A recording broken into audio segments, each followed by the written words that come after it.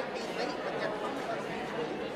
So I'm like letting you know I'm kicking you out. I said there's no debate. Yep.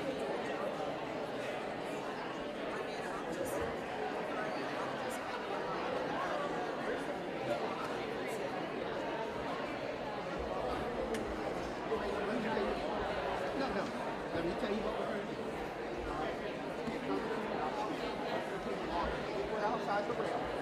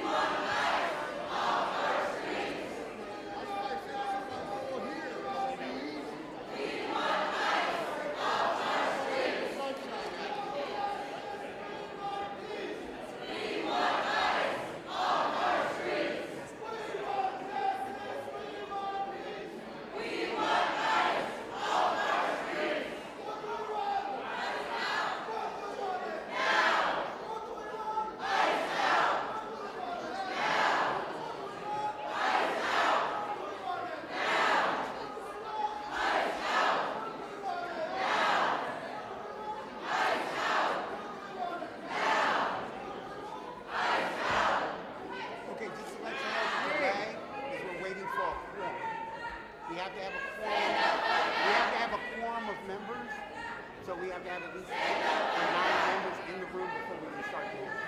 It's called legislative procedure. It's called the committee of the whole, which is all of the members of the council. So we cannot start a hearing unless we have a quorum of the members of that committee. What happens if the quorum? That quorum comes. They're just slow. Quorum comes. Don't worry, guys. We're gonna get this out of committee. We'll get it out. What? How long have I been covering council? For how long? 30 years. Is it always this loud? Yeah, it depends. It depends on the issue. I've never heard it this loud. I used to work upstairs No, for like 2 years. No, it depends on the issue. We were this loud when people were opposing the agreement. Yeah, we get it every once in a while. Oh, that's my man right there.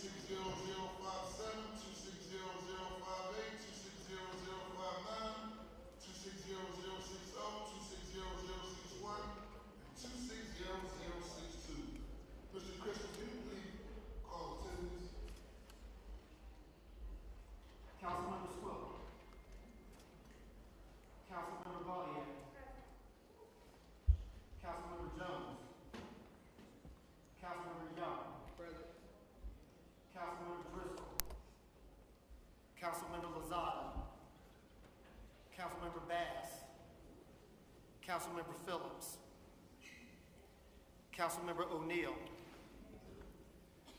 Councilmember Gilmore Richardson, Councilmember Thomas, Councilmember Harity, Councilmember Ahmad, Councilmember Landau,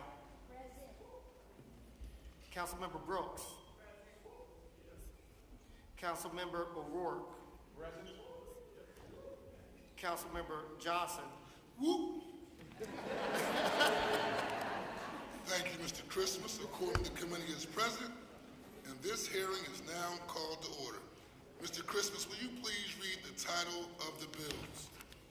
Bill number 260056, an ordinance amending Title 1 of the Philadelphia Code by adding a new chapter 213600 entitled Non-Intervention with respect to immigration enforcement to place certain restrictions on the collection and use of information related to citizenship and immigration status, prohibit certain forms of discrimination in city services, and provide for remedies for violations, all under certain terms and conditions.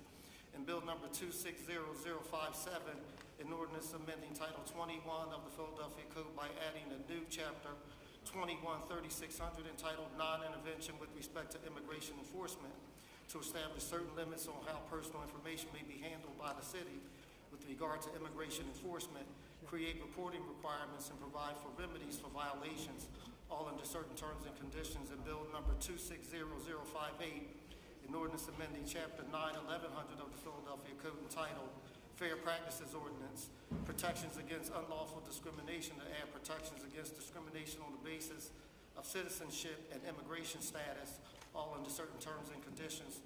And Bill number 260059, an ordinance amending Title 1700 of the Philadelphia Code entitled Procurement Contracts, and Title 21 of the Philadelphia Code entitled Miscellaneous, to prohibit the acceptance of bids on city contracts from or the execution of contracts with entities that do business with immigration enforcement authorities, bar city participation in resource expenditures to and involvement in any agreements or activities in furtherance of immigration enforcement, including through the conduct of its employees, contractors, and funding recipients, require annual reporting of city immigration-related activities, and provide for civil enforcement of violations, all under certain terms and conditions. And Bill number 260060, an ordinance amending Title 10 of the Philadelphia Code entitled Regulation of Individual Conduct and Activity to prohibit law enforcement officers from concealing their identity, require officers to visibly display their badge and other official identifying information, prohibit the impersonation of law enforcement officers, and provide for civil and criminal enforcement of violations, all under certain terms and conditions.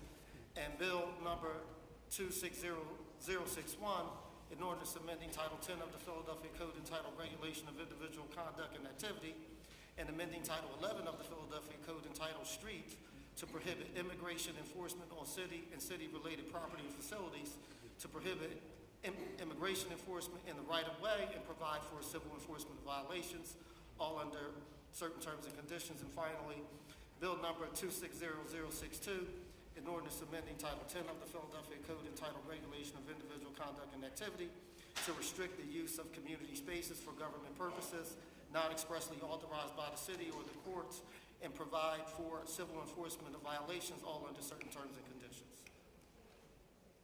Before we begin taking testimony, I would like to acknowledge that the matters we consider today are important, and this hearing is taking place at a time where there is a lot of fear, a lot of uncertainty, and very strong feelings about increased immigration enforcement around the nation, as well as in the city of Philadelphia. I want to remind everyone that this chamber is a place of thoughtful discussion and respectful discourse. To make sure that everyone's voice is heard, we will follow rules and time limits.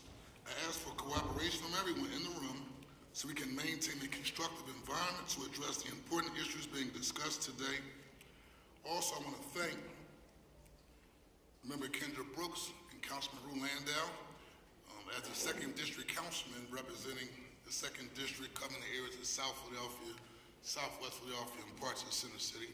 Particularly in Southwest Philadelphia, I have a very, very strong African and Caribbean immigrant population, as well as in South Philadelphia, have a very, very strong Asian and Latino immigrant population. So I thank them for their leadership on this package of legislation. And at this time, the chair recognizes Councilman Rue Landau, open up remarks, and then Councilman Kendra Brooks, open up remarks.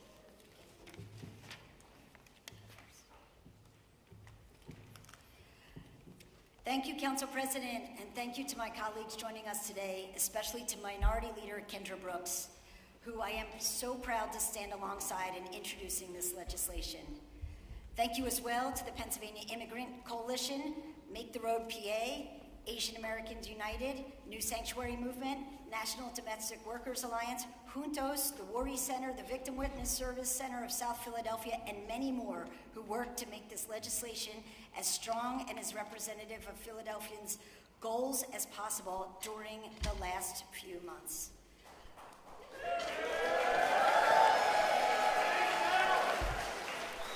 I also want to thank the advocates, the organizers, and the working Philadelphians who are here today.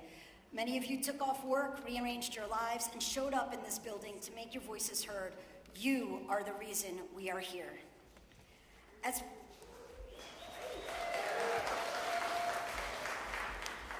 we approach the 250th anniversary of this country, we are going to hear a lot about freedom, about liberty, about the founding ideals of America. We're going to celebrate the courage and vision of those who have built this nation. But we have a responsibility to relay that history truthfully. This is a nation built by immigrants.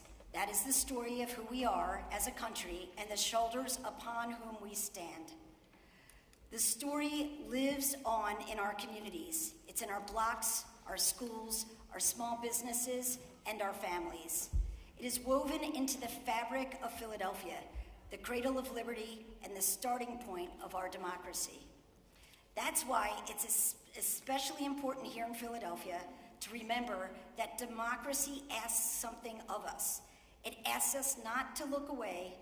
More so, it asks us to continually participate in its defense, especially when fascism rears its head and bangs its fist on the door.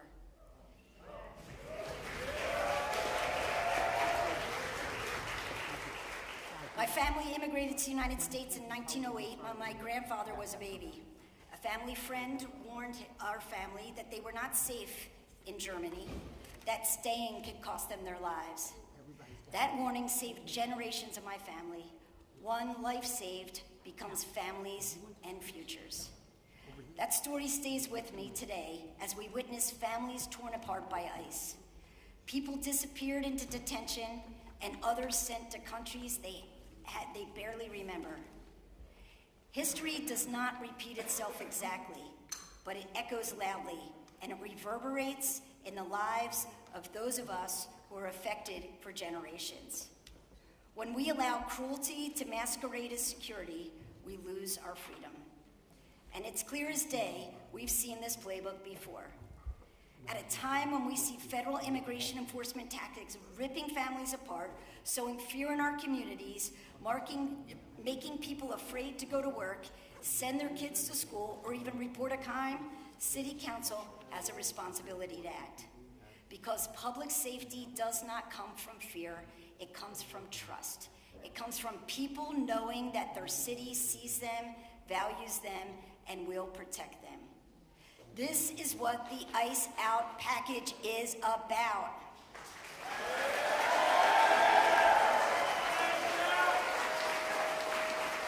This legislation draws a clear line. Philadelphia will not be complicit in policies that undermine the safety and dignity of our neighbors. Philadelphia will not use our resources to destabilize communities. Philadelphia will not turn its back on the very people who make this city. This is not new territory for Philadelphia. We've been a welcoming city. We believe in protecting immigrant communities. Our values have long been rooted in inclusion, dignity, and respect. I know this firsthand as the former head of the PCHR, having worked on the city's non-discrimination executive orders and the non-collaboration with federal immigration enforcement executive orders under Michael Nutter, that the last one was reestablished under Mayor Kenny. But being a welcoming city cannot just be branding. It cannot just be something we put on a website or say at a press conference. It has to mean something in people's real, everyday lives. It has to show up. It has to show up in how every agency operates every single day. If our policies look good on paper but fail in practice, then we are not truly welcoming. We are offering a promise we are not prepared to keep. And for the families living with that uncertainty, that gap between words and reality is not theoretical. It's the difference between safety and fear. It's the difference between stability and chaos. It is the difference between whether a parent comes home at night or does not. This hearing, the legislation are about closing that gap between what we say and what we do. Let me be very clear about one thing. When Philadelphia City Council passes the ICE Out legislative package, and we intend to, our expectation is not that these bills sit on a shelf. Our expectation is that they are implemented fully, faithfully, without exception. Now is the time for us to be bold, creative, and to lead. Anything less is a choice to ignore the demands of Philadelphians and to look the other way. A choice to leave communities vulnerable. A choice to turn our back on our responsibility as Philadelphians to protect our neighbors. Hate thrives in silence. It grows when we fail to protect the most vulnerable among us. That's why we must act in our communities, stand up for our neighbors, call out discrimination when we see it, and say, ICE out of Philadelphia now.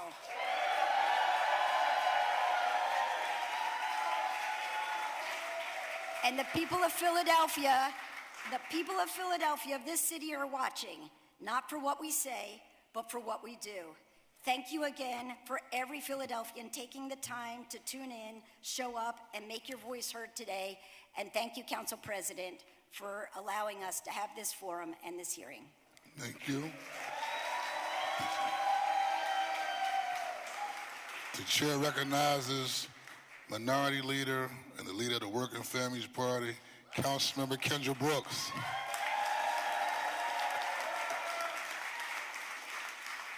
Thank you so much, Council President. Before we get started today, I wanted to give a few remarks about my thoughts about this legislation and what has taken place in this country since Trump was reelected. I wanted to answer two questions. Why are we here today, and why it's important for this body to pass out this ICE Out package? Council President said it best. After the horrific murders we saw earlier this year in Minneapolis, this moment calls for activism, and we must be an activist city in the face of federal government overreach. As we sit here today, can anybody in this room tell me the identities of the ICE agents who murdered Renee Nicole Good or Alice Purditt? No, no one can, because it has been covered up in hopes that we forget. We need ICE out of the shadows. When my office started working on this legislation, it was asking what they can do to protect their neighbors and communities. People wanted to see our city take more active role in stopping ICE. I want to state this clearly. I reject the notion that if we somehow stay silent, we will remain in the good graces of the Trump administration.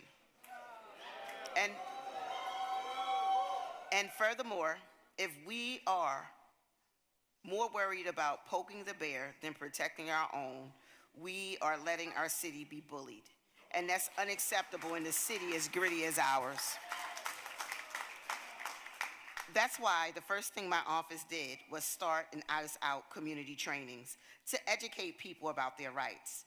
To date, my office has held over 50 trainings across the city and throughout the state.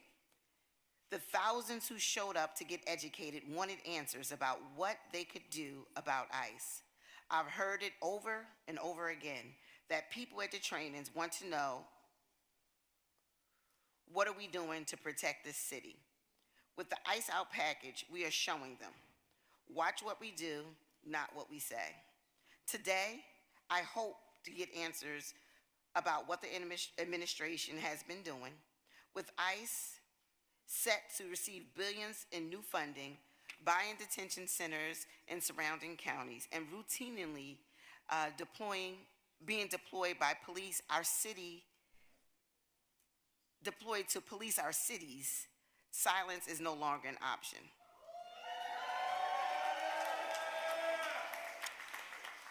To my colleagues on your desk, each of you have a packet listing the names and zip codes of over 1,000 Philadelphians who signed on in support of our ICE Out legislation.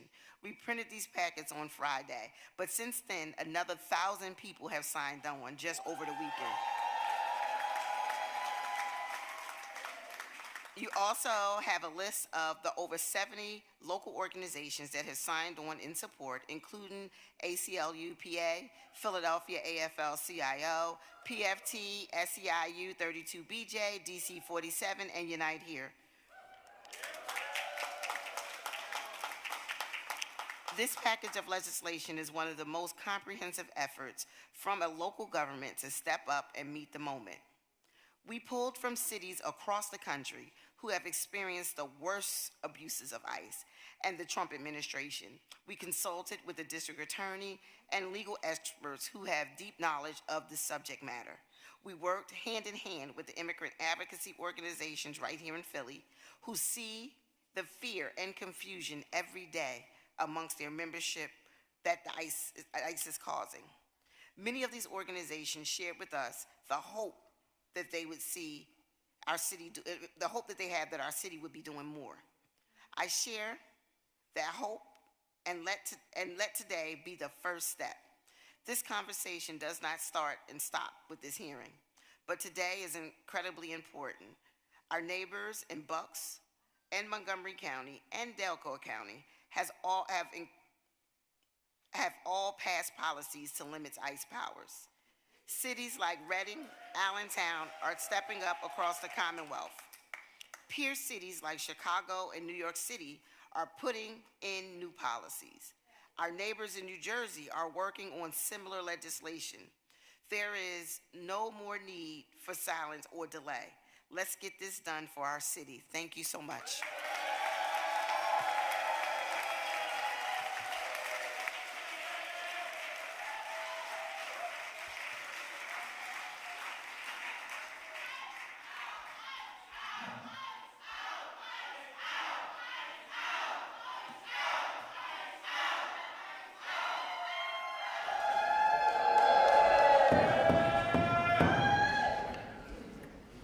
At this time,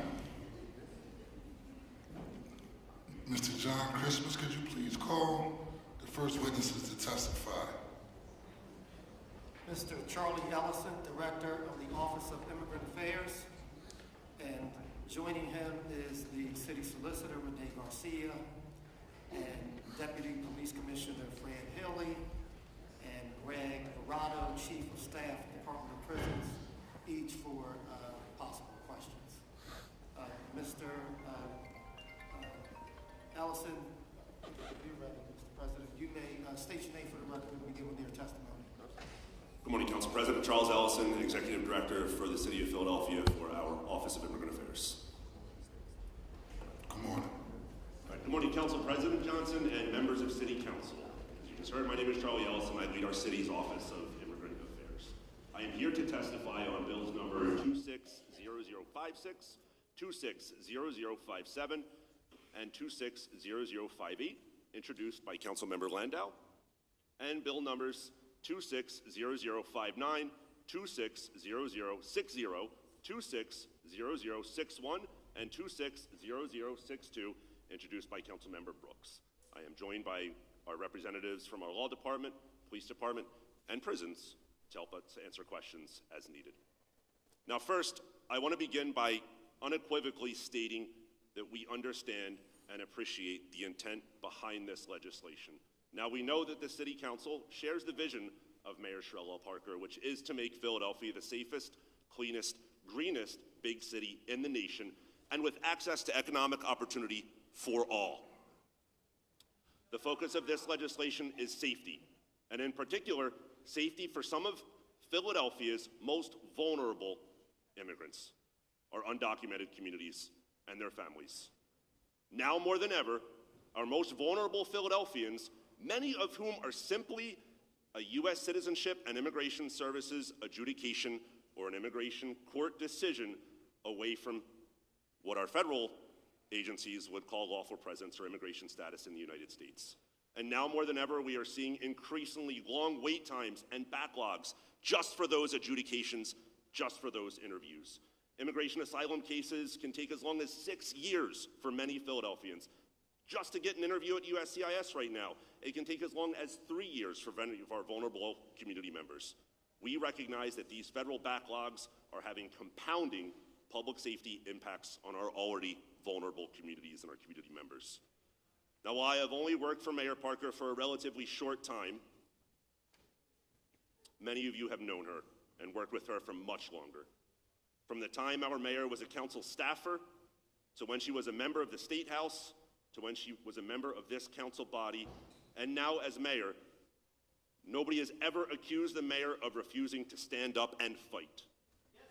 She has been and remains unapologetic about affirming the health and safety of Philadelphians. Mayor Parker and this administration have repeatedly, publicly stated, unequivocally affirmed that Executive Orders 809 and 516, which are our long-standing executive orders on immigration, remain in place. And they will continue to remain in place under her administration. Furthermore, the Parker administration understands and appreciates the countless contributions made by immigrants, by new Americans, to our communities, to our economy, to our arts, culture, to our meds and educational institutions in this city, to our collective American identity. This administration takes measures every single day to protect our most vulnerable immigrant communities, such as more than doubling the city's contribution to our Pennsylvania Immigrant Family Unity Project, known as PIFA, to nearly $950,000. I'm incredibly proud of the hard work that our immigration attorneys do every day in this realm of keeping our vulnerable community members safe and lawfully present or present in this nation. Additionally, we're enhancing the city's financial commitments to organizations like the Welcoming Center, deepening and broadening our support to our immigrant-owned businesses through Mayor's Business Action Teams and a number of initiatives at our Commerce Department. I'm incredibly proud of the hard work every day of our Office of Worker Protections, making sure that in these vulnerable times, our most vulnerable community members are not exploited in labor law. In addition, the police department has been investigating and certifying U visas since the program was enacted in 2000. And for those of you who are unfamiliar with the U visa program, it provides a path to citizenship for individuals who are victims of serious crimes as defined by federal statute. By supporting this program, Philadelphia police are continuing the Parker administration's mission to make Philadelphia safe through keeping victims safe and providing them, regardless of immigration status, with a means to testify in criminal matters without fear of immigration enforcement. Our Office of Immigrant Affairs meets the community where they are every day. Now, since joining the team just a few months ago, I've personally met with dozens and dozens of community leaders from across our diaspora and international and global communities. From OIA stewardship of the Philadelphia Welcoming Network, to our mayor's commissions, to our dozens of community partnerships, we are face-to-face and virtually at an average of 8 to 10 community engagements per week or more for a small but mighty team. We just hosted our first quarterly convening since I've been in my role and had representatives from more than 70 different community partners joining us to share best practices and lessons learned, primarily in support of our most vulnerable community members right now. I'm proud to note that in FY25 and 26, these have been among the most busy years for Language Access Philadelphia, which also marks its 10th anniversary of ensuring that city services are accessible to all Philadelphians through meaningful and high-quality language translation and interpretation. Just this past weekend, the Office of Immigrant Affairs supported language access planning and execution and service delivery for a large-scale World Cup and 2026 related emergency management exercise, all while our Office of Emergency Management and our public safety partners led a real-world response as well. This exercise was not canceled, it continued to happen, and we had several interpreters on site to ensure that meaningful language access is available to all Philadelphians regardless of English language proficiency at home. I'm incredibly proud to be part of this city enterprise that prioritizes language access in every possible way we can, where our very bid to be a FIFA host city was in no small part bolstered by our robust language access programs and our human rights protections around public safety for our most vulnerable communities. I must also mention our strong emphasis on human rights and public protections and our city's recognition of the critical contributions of our truly global community. And on that note, I'm proud of my colleagues in Municipal ID who have issued more than 15,000 PHL IDs so far, providing cardholders access to our schools, government buildings, continuing our commitment to a government you can see, touch, and feel regardless of the pathways by which Philadelphians come to be Philadelphians. Now, with regards to the legislation being considered today, I want to thank Council Members Landau and Brooks and their hardworking staff for meeting with us numerous times about these bills. We met with each office before the bills were introduced, several times after the introductions. The conversations were always respectful, thoughtful, and productive. There are 7 bills being considered today, and I'll start with Bill number 260058, introduced by Councilmember Landau, which updates the Fair Practices Ordinance to create a new protected class based on immigration or citizenship status. The Parker administration wholeheartedly supports the bill, and the Philadelphia Commission on Human Relations, PCHR, stands ready to enforce this legislation. The remaining six bills contain legally problematic language that has been outlined in a confidential and privileged analysis by the Law Department. Notwithstanding the legal issues, the rest of my testimony will speak to proactive actions the Parker administration has taken that speaks to the intent of the remaining bills. Bill number 260056, introduced by Councilmember Landau, prohibits city employees, contractors, and subcontractors from requesting information about a person's citizenship or immigration status. And Bill number 260057, introduced by Councilmember Landau, requires the city and its contractors and subcontractors to treat information that includes a person's citizenship or immigration status as confidential and prohibits the city and its contractors from sharing such information for the purpose of immigration enforcement. Bill number 260059, introduced by Councilmember Brooks, prohibits the city and its subcontractors and contractors from entering into cooperative agreements with Immigration and Customs Enforcement. Many of you may be aware of these agreements, which are called 287G agreements. As the administration has said publicly many times, all city employees are operating under Executive Orders 8-09 and 5-16, which, when read together, ensure that all persons within Philadelphia can access city services regardless of immigration status.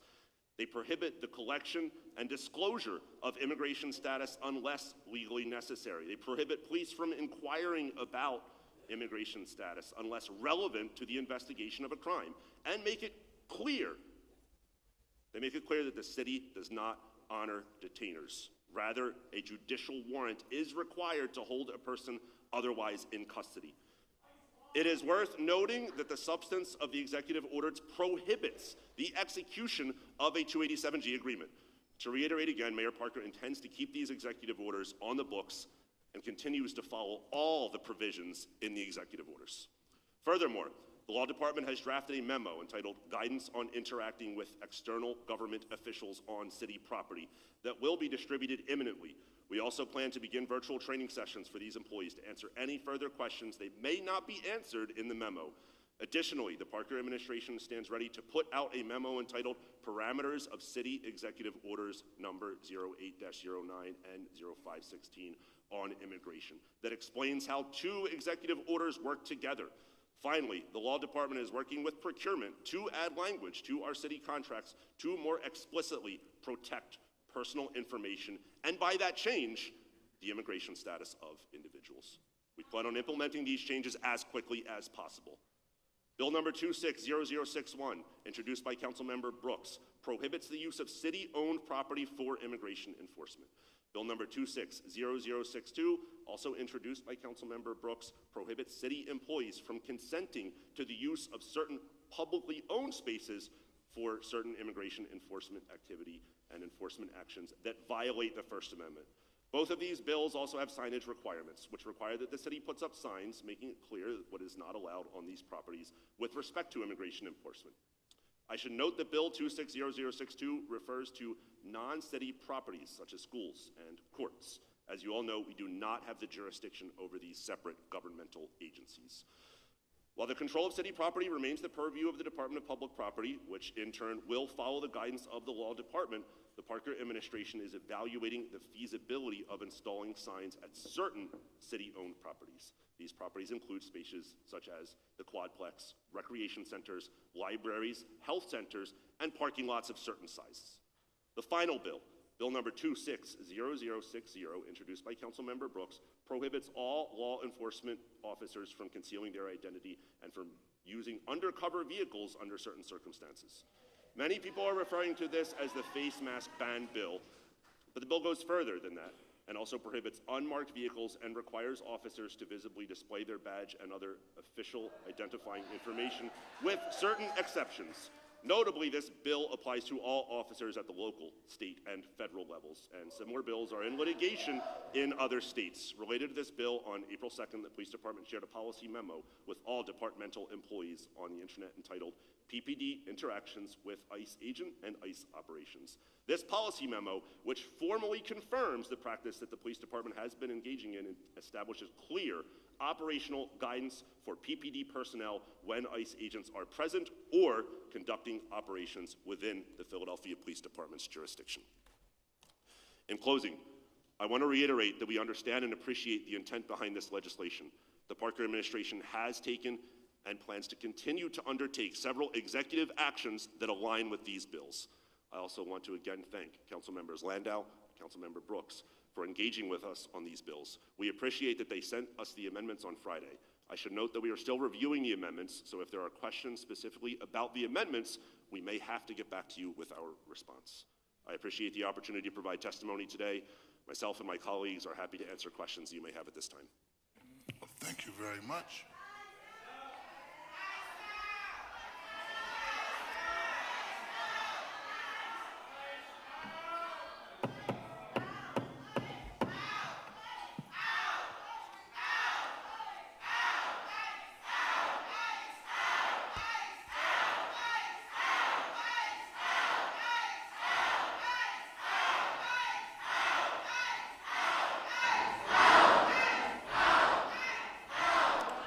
Thank you, everyone. We want to take a moment to answer a couple questions of the administration. Before I turn over to my colleagues, I just have one question. Mr. Ellison, can you give me an idea of, because your office is the one-stop advocacy agency for all things for the immigrant community, correct? So do you have a plan, or what is the protocol currently if ICE were to request data from your office or any other city agency? And for example, if you receive a request for a list of all members of the public who contacted your office in the last year, how would you respond? Thank you, Council President. Renee Garcia, City Solicitor. I'll take that question because all requests for that data information would go through my office. So, and let me say that we have not received any requests like that to Charlie's office, but absolutely that is something pursuant to the executive orders we would ensure. Of course, we have to comply with right to know. We do not collect immigrant information, and we do not disclose immigrant information without the consent. So all of that analysis would go pursuant to the right to know, but with the overlay of our executive order, which prohibits the disclosure of immigration status. Mr. Ellison, also in terms of your office, have you had any training or giving any training to other city agencies as to what to do in the event that when you host a immigrant-related community event and ICE agents show up, how would your office respond? Yeah, so Council President, our office collaborates very closely with all city agencies, both through our Language Access Philadelphia program, as well as being the in-house consultants for our offices. And our number, so what would that protocol be? Our number one mechanism is compliance with these executive orders. Could you clarify what that executive order is, just for the public and those who are listening? Yeah, absolutely. I will go through each executive order in turn. The first is number 0809, policy concerning access of immigrants to city services. It's 09 because it is from 2009. That's the Nutter administration. So that makes all city services available to all residents regardless of immigration status, guarantees access to public safety, health, mental health, child protection, recreation, and library services, amongst others, mandates entry to all city facilities regardless of immigration status. Second, it prohibits inquiries into immigration status by city employees unless required by law. Third, prohibits bias and policing based on immigration status. I'll break that down further. Law enforcement stops may not be solely based on perceived immigration status, ethnicity, or national origin. No questions related to immigration status unless the status is relevant to the crime the officer is investigating or the identification of criminal suspect. And third, may not inquire about immigration status of a crime victim, witness, or anyone seeking police assistance. The executive order also prohibits the disclosure of immigration information unless required by law or for criminal enforcement or if consent is obtained by the individual. That's the first executive order. The second is 0516 from 2016. This was the Kenney administration, policy regarding U.S. Immigration and Customs Enforcement Agency detainer requests. This is what we call the detainer executive order. No person in custody or who otherwise would be released from custody shall be detained pursuant to civil or administrative immigration detainer. Release date is not provided to immigration authorities, requires a judicial warrant for the release of to immigration law enforcement. So those are the two executive orders that have been placed and are still in place today. Thank you very much. Mr. Ellison, this last question. You talked about immigration lawyers are servicing individuals who come to your office.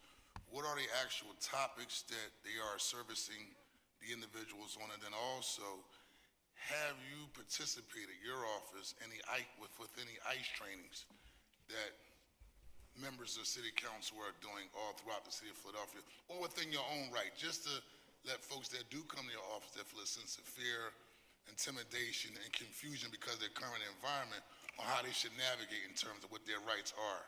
Yeah, Council President, that's a great question. So our office has walk-in traffic almost every day.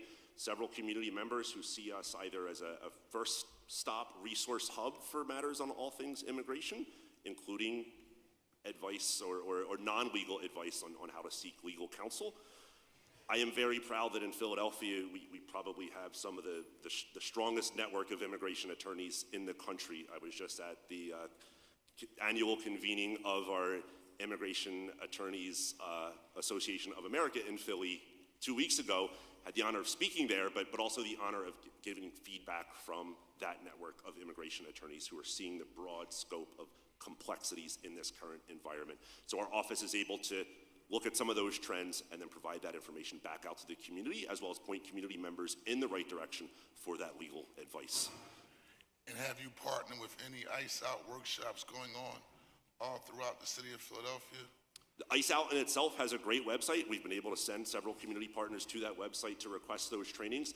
Have myself and members of our staff just sat in on those trainings to understand what's happening? Absolutely. Have we been directly giving those trainings? I think there are already great attorneys and legal experts who are the best source of that information. So if a member of City Council is hosting an ICE Out training in the district and requested your office to come out and be a partner, you will have no objection to that, correct?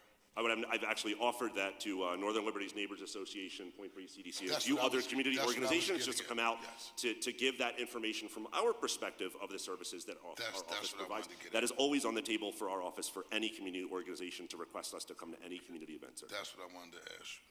Thank you very much. Excuse me, sir. The chair recognizes Councilmember Dr. Nina Med. Thank you, Council President. Good morning, council members. Good morning, all our guests in our chamber. I want to begin by thanking Minority Leader Kendra Brooks and Councilmember Rue Landau for their leadership in introducing this suite of legislation. I am the only immigrant serving on council currently, and when we've looked back in the last few decades, I've been the only one serving. And this, I want to start by saying that this comprehensive package of bills will make Philadelphians safe, all Philadelphians, immigrants, regardless of their status, and immigrants who are native born. Because when you have this level of fear operating in our communities, it impacts everybody.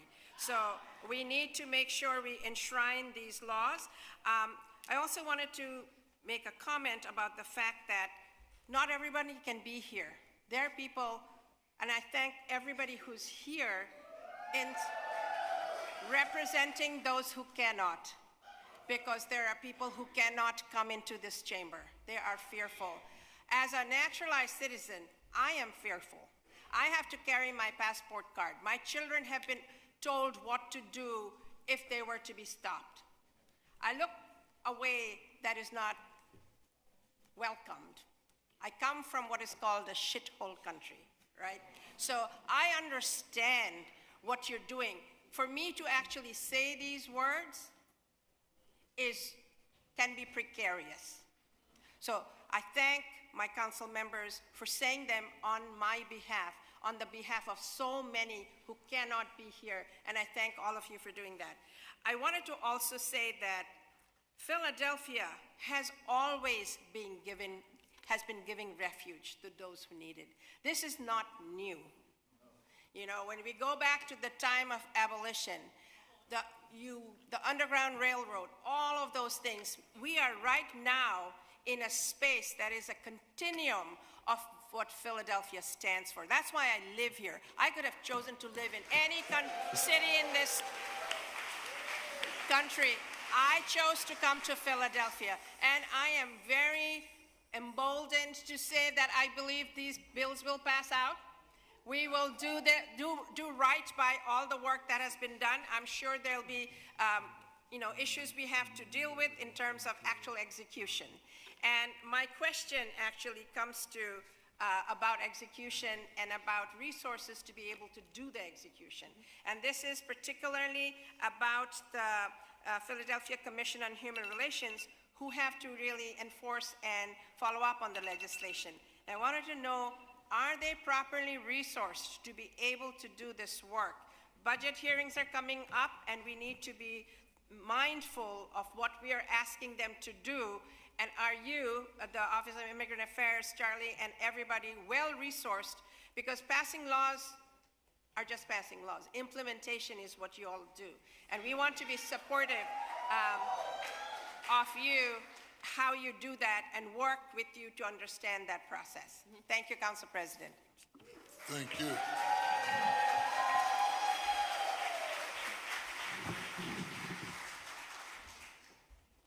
I'll talk about PCHR, and then Charlie can talk about his office in particular.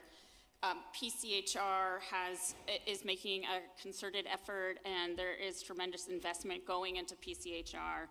I know that there's been a number of changes, thank you, various council members over time to strengthen the protections of our Fair Practices Ordinance. In particular, some of the health-related changes that have come through. I will say for this change in particular, if there had been a complaint brought in this nature, it would have been handled anyway under ethnicity or nationality or one of the other exceptions. So I do believe they are well equipped, but there is a very concerted effort to beef them up across the board because of the number of complaints coming in. So that is within the budget discussions that are going on. And then I'll have Charlie talk about his office, the staffing his office in particular. Yeah, Councilmember, that's a great question as well. And unfortunately, I'll be back here on Monday as part of the Managing Director's office budget update. Is our office, ready to work with the law department and receive their guidance to implement any legislation that becomes law? We are absolutely ready. I have an incredible team under me, and if there were significant changes to the way our office was structured in the implementation, we would certainly work that within our budget and work with you to get the right answer. Council President, I have one follow-up statement, really. The timing of things become very important when people contact your offices, because if you take too long to respond to people, they might get deported, right? And so in that spirit, I actually, and just for the public here, I want to let you know that I recently introduced a complementary ordinance amending Title 21 of the Philadelphia Code to add a chapter entitled U Visa and T Visa certification. This ordinance establishes a standardized process for U and T visa certifications, including timely responses to requests, confidentiality of requests, guidelines for the granting or denial of the request, as well as other relevant procedures. My goal for introducing this ordinance, alongside what was in this package, is to make sure that all immigrants are protected from ICE, including some of the most vulnerable, those subjected to human trafficking and victims of crime. So I just wanted to tell you that's coming along as well. And with this whole suite, we will be really giving good protection. Thank you, Council President. Thank you very much. Chair recognizes Minority Leader Kendra Brooks. Thank you, thank you. My first question, since Trump took office, there's been a lot of fear and confusion and disinformation in Philadelphia. More than ever, people are asking for reliable information from our city government about what's happening in Philly. What are our rights, and what are we doing to protect or support them? In the first Trump administration, Office of Immigrant Affairs had many pages of information like this and had a practice of regular multilingual communications as ICE and the federal government took new action. After Trump took office the second time, much of that helpful information from the Office of Immigrant Affairs website was taken down. Why was this information removed, and what message do you think it sends to Philadelphians who are looking for information and answers in these scary times? Councilmember, I'll have to get back to you on what specific information was removed. We still have a wealth of information available on our website in several different languages. I will get back to you on what specifically did come down, but we still have a great website full of resources. And I can also add that we are regularly out there in the community conducting multilingual outreach and multilingual information. I'm not an attorney, but I'm able to leverage some of that federal perspective about what's happening at USCIS right now, what's happening with our other community organizations. We're able to also regularly convene the trusted messengers from across our communities to make sure that information isn't just coming from the city of Philadelphia alone. Okay, I would really like to see that information because we know there's a lot of fear in communities and people aren't coming to City Hall to search for information. Online is a safer space for a lot of our communities. So I would really like to know what was taken down, and is there a plan to restore it, or is there an alternate way that people can get that information without coming in? Understood, Councilmember.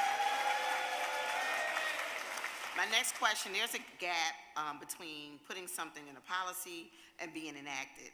Council President said it clearly earlier. Clear communication and regular training to busy city workers and officers are essential to make policies real practice. We have heard from many workers and unions that employees and officers want to do the right thing and not cooperate with ICE, but they are confused about what they're required to do. So right now I'm looking for some timelines for information and rollout. So under the 209, 2009 executive order, city workers are limited in asking for disclosing immigrant status. Have city workers received specific training about this order, and what do these trainings look like, and how often are they given? My next question, there's a new policy that was announced today for building managers about what to do if ICE comes to a city property. How would the workers be trained on this particular policy as well? And one other question, how will officers be trained about the police memo that was announced today around this specific legislation? Absolutely not. Sounds like you have some fans in the audience. I'll take the building memo first. The building memo will be distributed. We're trying to figure out all the recipients because we also have private security, we have Scotland Yard, et cetera, and then trainings will be done by my office. But I have been speaking to different departments and managers throughout the last year. This is really just a codification of the policy already.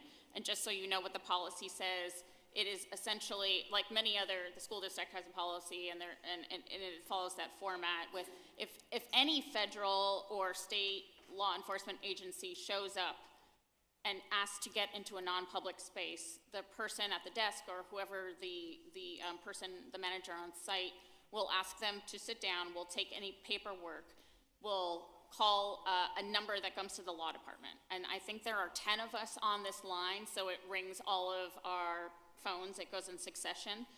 They will be taking screenshots or however I can see the paperwork, and we will triage from there. So everything will come into my office, and it is my executive team that will triage. So again, we're trying to figure out the best way to distribute that to both our city partners and our private security and any other stakeholders that will be required, and then trainings will come from my office. But again, I've been having that conversation for a year. Yeah, thank you so much, because we have had extensive conversations with the multiple unions that will be affected about that, and they want to make sure that their membership is very clear on how they're supposed to follow these guidelines. And like when a policy is implemented, if you don't have the proper training, or no one's going to tell you like who to go to, who is the supervisor I'm supposed to report to, where do I get this number from, where's this number going, things get lost in the midst and people end up in danger. So I would really like to kind of see a timeline when that's going to happen once this bill is passed, because implementation is going to be very important, especially since we're anticipating, more calls, to your own point. Right, and we will not be waiting till the bill passes to get this out. We're getting this out imminently, and we'll start the trainings. But we'll give you the timeline, and then once I do my roadshow, if there are other folks who come to any of you and say they haven't been trained, please just send them to me, and I'll make that happen. As to the first policy you asked about, which is the executive orders, I have also been in a roadshow this year to make sure that each department knows what information they can collect.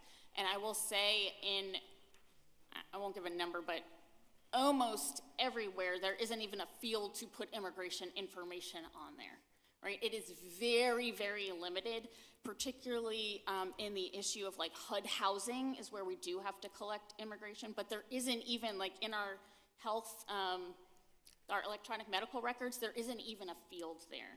But because there's been, so much scrutiny on this, and we've been going through federal grants, I have been having that conversation for 13 months now. I have met with every single department. So those conversations are ongoing, but we have locked down our systems so that there's not even a place to put that information. Okay, once again, I just want to make sure that we get a timeline Yep. of when people know, when our staff, city staff, and people that will be in charge of implementation know that this is happening. So that's one thing that we request. Yeah, understood. And then I'll call up Commissioner Healy to speak about the police memo.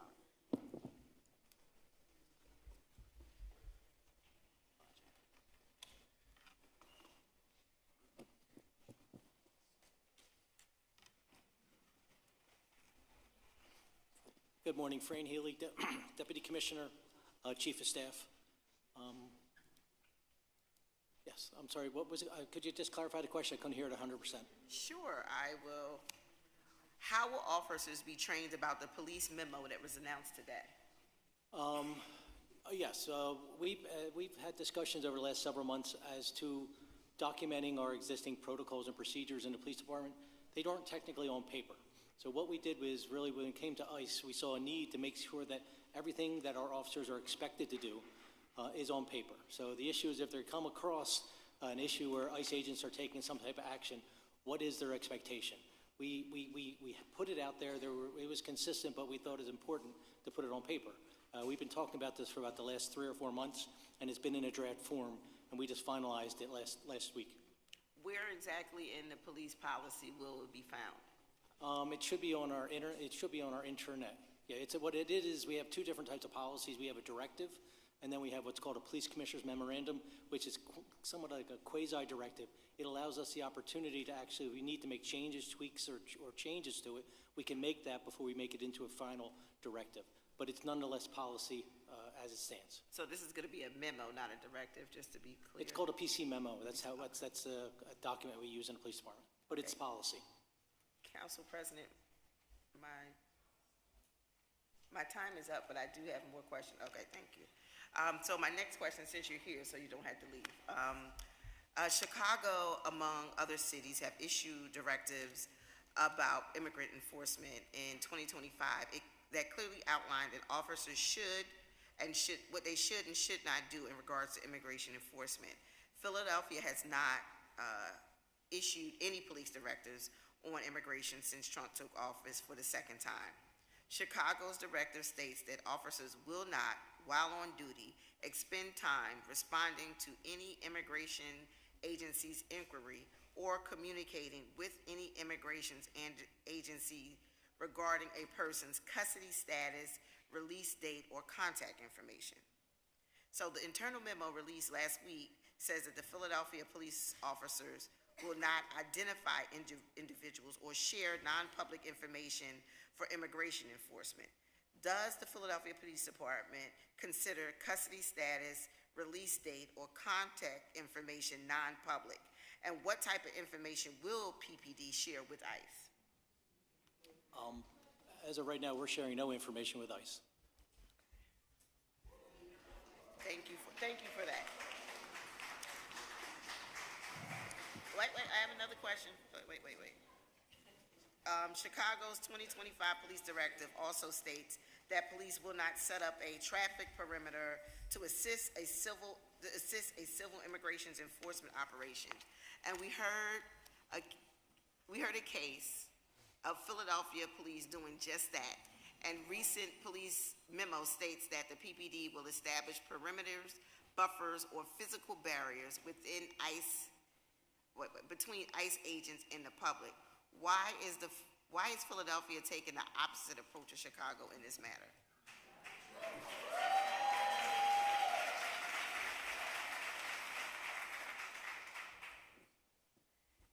I'll be very honest, I'm not clear what you say by perimeters. Traffic perimeters, I think it means to assist in a civil immigration enforcement operation. So in the event something is happening, what is the police department's response in that? That's in the protocol. We don't get involved in any ICE actions.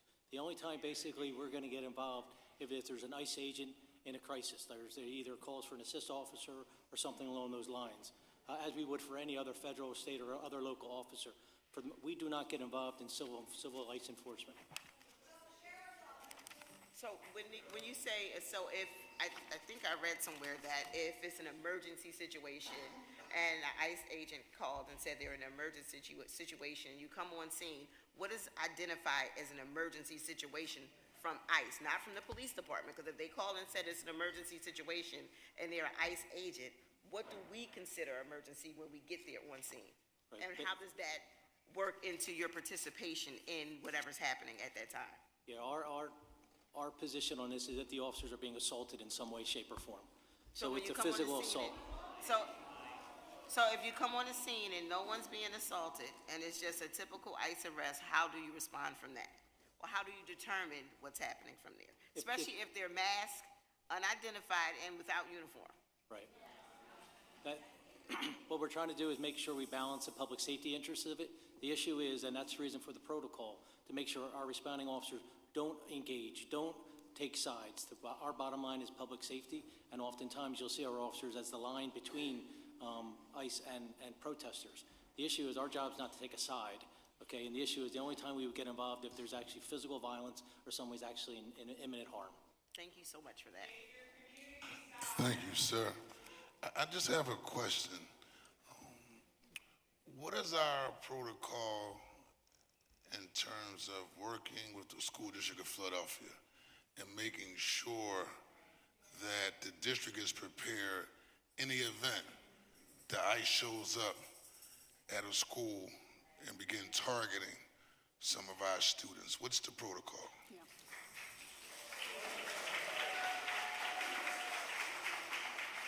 And I'm only asking, we've seen this in the county with some students, and it was chaos, and we want to be proactive, and so. Yep, I'll answer to the extent that I have been involved, and then Commissioner Healy can talk on the police side. In January of 2025, we started having meetings with the school district immediately, not just the school district, the charters, the archdiocese, immediately. and very frequent, so that everybody was on the same page. As you know, as you all know, rumors fly very quickly. So especially in the early days, there were rumors about ICE in particular schools, this and that. So early and very often communication, and that continues today, so that we have a constant line. If something is happening or is perceived to be happening, that relationship is managed through Vanessa Garrett Harley, GW Mayor Vanessa Garrett Harley, but I have conversations with them as well. So we're aware of their policy on buildings, which is the same as ours, that judicial warrants are required. From the police perspective, I'll turn it over to the commissioner if there is an incident and how they would respond to that. Our response is very consistent. The issue is we're there to protect the immigrants. Okay, our civil enforcement is not our purview. So when these issues come up, if we know they're coming up, we may actually deploy a civil affairs unit to quell any issues that may happen with the community. But we work hand in hand with the school district to make sure that the children are safe in their school. Okay, thank you very much. Point of information, Councilman Curtis Jones, Jr., Chair of Public Safety. Thank you, Mr. President. How many cases have there been where ICE removed students from public school systems? I don't know of a single one. Pardon me? I do not know of a single case. So, all right. So you related to the school district based on... Member Jones, could you speak in the microphone, Yeah, please? so do I understand that you dealt with the school district in case of instances like this? Can we check back with the school district to make sure that there have not been any cases, and if there were, where were they? Okay. I'm happy to check in, but I'm not aware of any incidents. I was saying if in the event there were some things going on, we would deploy accordingly. All right. Thank you, Mr. President. Thank you very much, Member Jones. Councilman Rue Landau, then Councilman Jamie Gauthier, then Councilmember Jim Harity. Thank you, Council President. Thank you to the... Could you speak into the microphone, Sure. please? Contact. Thank you. Thank you. Thank you to the administration for being here. Appreciate you so much, and appreciate hearing that we're going to be taking proactive steps to train employees. That's extremely important. Excuse me, I'm sorry, my allergies. I got to do this. Caught me with a cough drop in, sorry. I wanted to follow up a little bit on data to start.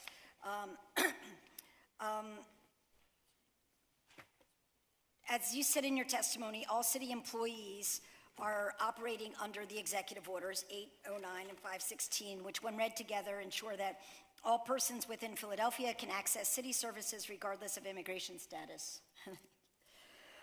Prohibit the collection and disclosure of immigration status unless legally necessary, and prohibit police from inquiring about immigration status unless relevant to the investigation of a crime. What these executive orders do not cover are the sharing of other kinds of data beyond immigration status. I want to first ask a couple of policy and protocol questions, and then I want to ask give you a couple of scenarios that would present a risk or fear for immigrants here in Philadelphia. So first, is immigration status treated as confidential information under the city's policy? It is confidential information, yes. If a member of the public asked for information under a right-to-know request and immigration status was included, would it be redacted or kept exempt from the right-to-know results? It would be redacted. Again, it's in very few places that we have that information, but yes, it would not be provided. Can you shed some light on what kinds of data city agencies do collect that could indirectly reveal immigration status, especially when combined with places such as place of birth, language preference, or type of ID used? So has DHS or ICE ever asked Philadelphia for language access information to find out what programs requested interpretation services? Has DHS or ICE ever asked for 311 data? Have they ever asked for medical records from the city's healthcare providers? They asked for water records or property tax records, including personally identifying information. Do you have any knowledge of DHS or ICE using AI tools such as skip tracing to easily parse publicly available open data to find immigrants? And if a federal agency like ICE were to request bulk or individual level data from a city agency today, can you walk us through step by step what would happen and where exactly that request would be denied? Compound question. All of the scenarios where you asked, has this happened? Not in the 5 years that I've been here. So no, we are not getting a request like that. To the request of, to the question about AI tools, I don't have any knowledge that they're using AI, whether they are or not using AI tools to go into public data. I don't know that. If we were to receive an ICE subpoena for information today, that would go to my office. We would review the request. We would see if there's a judicial signature on it, right? Depends on how the request comes in. We would bump that up against the executive order.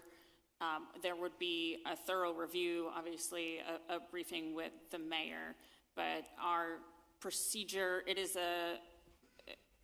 something that only can be done by my department and would not be responded to without very severe legal scrutiny on it. Thank you. It's probably a question for to Fran Healy, but does ICE have any access to our PARS criminal system? Are any assets where? To PARS. No, they were excluded from PARS in 2018. Just a I point believe. of information, could you just state for the record what I'm is sorry, PARS, so everyone PARS else is the can know? preliminary arraignment system. Anybody who's arrested has actually put into that system, so they're scheduling for the court, who's the arresting officers and the story, et cetera. Yeah, ICE was iced out of that quite a few years ago. I appreciated the icing out of ICE from the PARS system. I'm concerned because I heard again last week of another situation in which ICE picked up a witness who was coming to support a case at the Criminal Justice Center, and it's leading towards people thinking there's either employees with a leak somewhere, or that there is a way they have access. That I just wanted to clear up on the record that you're saying ICE does not have access to PARS. No, ma'am. Thank you. Council President, I have some public property questions too. Can I ask them? Thank you. I wanted to kind of follow up on what Minority Leader Brooks was asking. There's been scenarios in which ICE has created, in which the city of Philadelphia has created a perimeter with bike barriers. And I am curious where you consider collaboration to start and end, whether or not our using our city property, such as our bike barriers, the metal barriers that we use to secure a perimeter, are we actively offering that as an element for ICE? Are we setting them up for them? Are we transporting it for them? Are they paying for this service? And then my second question is,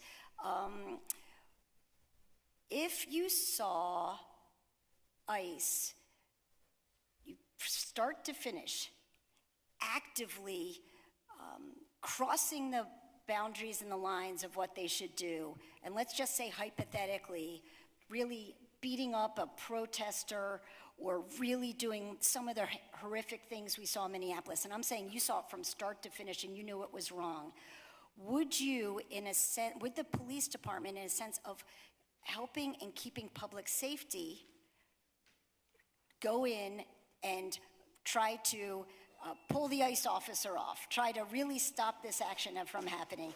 And I ask this for a question I never thought to ask before too. Would you do it if you saw an off-duty police officer doing something that was so severely beyond the guidelines of what they were supposed to do? How would you intervene? Well, to answer your first question, we have no relationship with ICE as to sharing barriers or anything. Our civil affairs unit may call barriers, but they think it's necessary. But ICE has nothing to do with that. That's completely our call to maintain the peace. To your second question, we've addressed that in my policy. Not my policy, in our policy. The issue is if someone is going clearly above and beyond the line, okay, we have a duty to protect all people. okay, and that includes victims and anybody else being targeted. So that's addressed in our policy as well. And if I saw an off-duty officer going above and beyond, we would intervene as well. We have a specific policy on intervening before things get bad. It was a policy implemented several years ago, but everybody in our department has a duty to intervene, okay, not just to let things happen. You need to step up. So we have an affirmative duty in the department for about the last 6 years now. Could step in. Thank you so much. I have to say, we've met with you before. I've met with you before. I have never heard that loud and clear like I have today. I appreciate that, and I think everybody here today appreciates the fact that the police are saying they will intervene. Thank you very much. Chair recognizes Councilman Jamie Gaultier, then Councilman Jim Harity, and then Majority Deputy Whip Councilman Cindy Bass. Thank you, Council President. Good morning to all of you. I want to start by thanking and commending my colleagues, Minority Leader Kendra Brooks and Councilmember Rue Landau for bringing this legislation to the table. For me, this is highly personal. I'm not an immigrant like our colleague, Nina Ahmad. However, I'm second generation. My mother immigrated to my district to Southwest Philadelphia from St. Vincent and the Grenadines when she was a teenager, along with her whole family. And I have the honor and the pleasure of representing many, many immigrants, particularly from parts of Africa and the Caribbean and Asia. And so this is personal to me, but also a huge part of my role as a council member. And I have to be honest, I've been very disappointed to not see the administration take a more active role in supporting and affirming support for such a critical part of our population.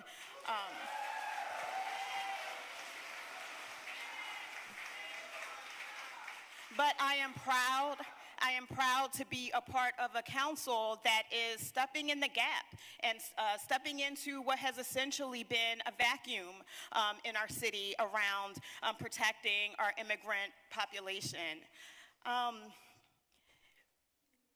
Even if you do not look at this from an emotional or political or an ideological standpoint, it's important for us to support and protect our immigrant population because they mean so much to the health of Philadelphia. It is in fact true that the only reason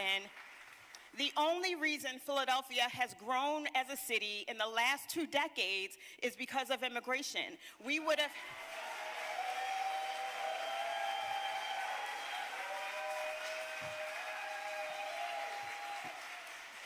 It is true that without that as a factor, we would have experienced declining population. And beyond that, immigrants contribute so much to the culture of Philadelphia, the economic health of Philadelphia, research and innovation. This city played a critical role in developing the COVID vaccine because of innovations that came right out of University City. And one of the prime people in that effort was an immigrant, right?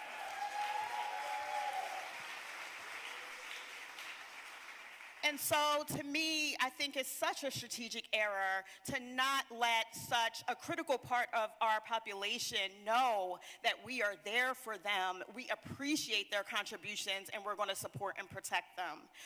But my 2 questions. One, we've gone back and forth over this training piece multiple times during this hearing, and I kind of want to hear more of an explicit answer.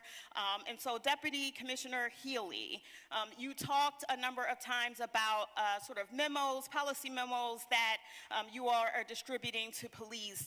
I think it's good to have written policies. However, they don't mean as much if they are not, if the officers are not trained on those policies.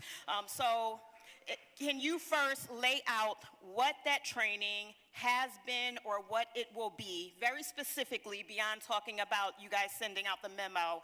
And then secondly, I want to know why the city well, let me step back. I think there is a difference between poking the bear being Trump, and being pro-immigrant, right? You do not have to poke the bear to show up and show support for immigrant communities. And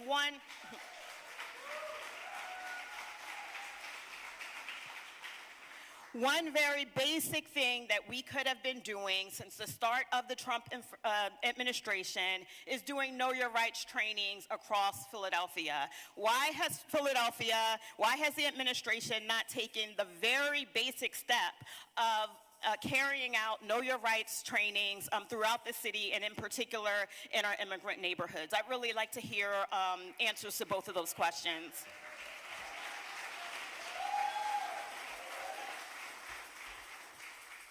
To your question as to training, we have a new executive director that does our training at the Police Academy, Dr. Pamela Murray.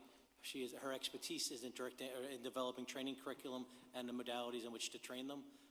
This is being presented to her as to how best to do this, because it's not really new material, but the question is how do we make sure that everybody understands it? So we are in the process of that as well. Coming up with a finalized policy and then doing the follow-up with the training is actually a part of the plan. Can you talk specifically about your timeline and how we get all of our officers trained on this issue? This is important enough not to be vague about. Well, the first thing is it was put out, so that's actually read. Everyone has it, but we are within the next several weeks. We should have everything completed. Either, like I said, I'm not going to speak for the doctor that has the best modality, but there could be a combination. Training bulletin could be a short video. I'll leave that to her expertise, but that is part of the overall plan to make sure that they do understand the instructions that they've been given. Are you saying within the next couple of weeks the trainings will be completed, or in the next couple of weeks you will know what that training will look like? I think both, honestly. I think within the next week or so, we'll know exactly this is not complicated. The issue is what do you think we should do best? Because this is material the officer's already aware of, so it's not new material. So the level of training I'll leave up to the expertise, but I don't see this being a long process. I see. Will it be a continual process? Well, we'll do this first, and then if there's any changes or modifications to the existing program, like I said, I put it into a police commissioner's memorandum format, so in the event there's any tweaks or changes or recommendations that come down, we'll modify accordingly. Our goal is to make the best policy, not just the quickest policy. So if anything comes up and we should do it better, we'll tweak it and change it, and then accordingly we will follow up with the necessary training. Thank you. My second question, why has the administration declined to take the very basic step of doing Know Your Rights trainings across the city, and do you have plans to change that? I'll jump in and then Charlie can follow up with that. But I just want to say that we hear you. My story is also one of immigration, and it is personal to us and many people in the administration as well. So we are all feeling the heaviness of the moment and doing our best to protect our people. The right to know trainings that have been taking place, Charlie said before, by immigration lawyers is the best source of information because they are trusted sources. And so we have been boosting those trainings through our social media. But those, again, remain trusted sources, and immigration attorneys, I am not an immigration attorney, are the best source for the rights. And I will bump it to Charlie to talk more about that, but about other engagement that he's been doing in the communities. Okay, but super quickly, I think that there's a difference between who is participating or conducting the training and who is hosting the training. The city could very well host trainings and still use immigration lawyers to deliver the trainings. Why have we not done that? Yeah, I just want to echo what Renee said and then echo what you said is the best source of information are immigration attorneys who are in the courtrooms every day. And here's, I weighed doing this when I started my role of should our office be taking the lead and maybe partnering with community organizations to co-host. Our office has given grants, both from city funding as well as our Welcoming Fund, which is a public-private partnership, to support those community trainings. I am of the opinion that those trainings should be best out there in the community. Here's what my office has done. We've consulted on a number of trainings. I've got very recent relevant federal experience that is changing in the current landscape.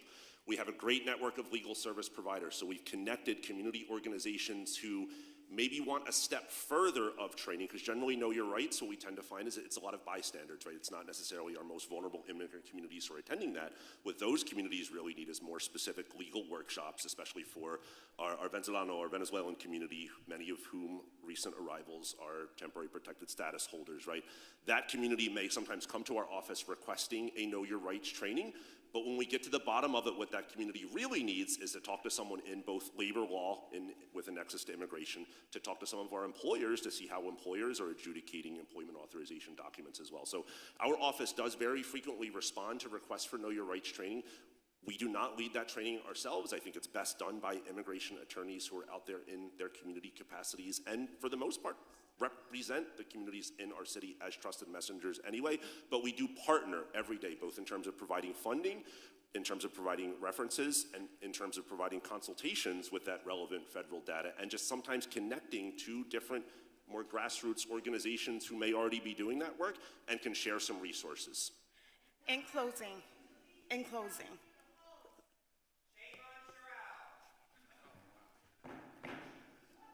Please wrap up. Go ahead. okay.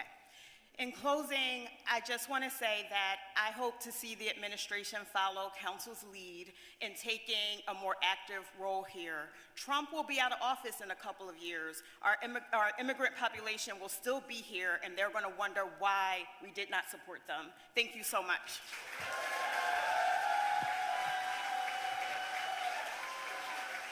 Chair recognizes Councilmember Jim Harity, then Councilmember Cindy Bass. Member Young, your light was on. Did you turn it off? Okay, and then Councilmember Jeffrey J. Young. Thank you, Council President. As I look around the room here to my colleagues, I don't see any members that could be visually seen as Native American. Saying that to bring up that none of us were born here. We all migrated here at some time, including the Excuse me, Native I make American. exception to the rule. Black yes, people were not. Not we everybody don't come was. on our own. You're right. You're right. just gotta you're right. say that for Council the record. President, that was not my. That was just wanna not. say that. You're Thank absolutely right. We came with a Some Nita, the were Pinta. forced to come here. Thank you, sir. You got it. And we've had that conversation. You know how I feel about that as our historian. So, to say my point, Council President, is that none of us here, we're here because we are from here, right? For me, my family's been here for a pretty long time. I mean, we weren't here at the founding, but we've been here since the 1800s. My grandparents came here right after the potato famine. They actually survived it.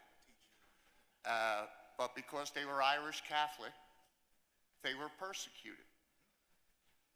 So they came here seeking a better life because, you know, as it's said and is said on the Statue of Liberty, give us your poor, your huddled masses, yearning to breathe free the refuge of your teeming shore, right? That's what we promise. We are the melting pot. So some things kind of escape me. Nobody's ever accused me of being a liberal, right? Or a progressive. I'm what's probably known as a moderate Democrat. And being labeled the regular guy on council, for me, some things I just don't get because they seem like common sense. We are the country of immigrants. Look, nobody's saying that criminals should be allowed to run around unchecked.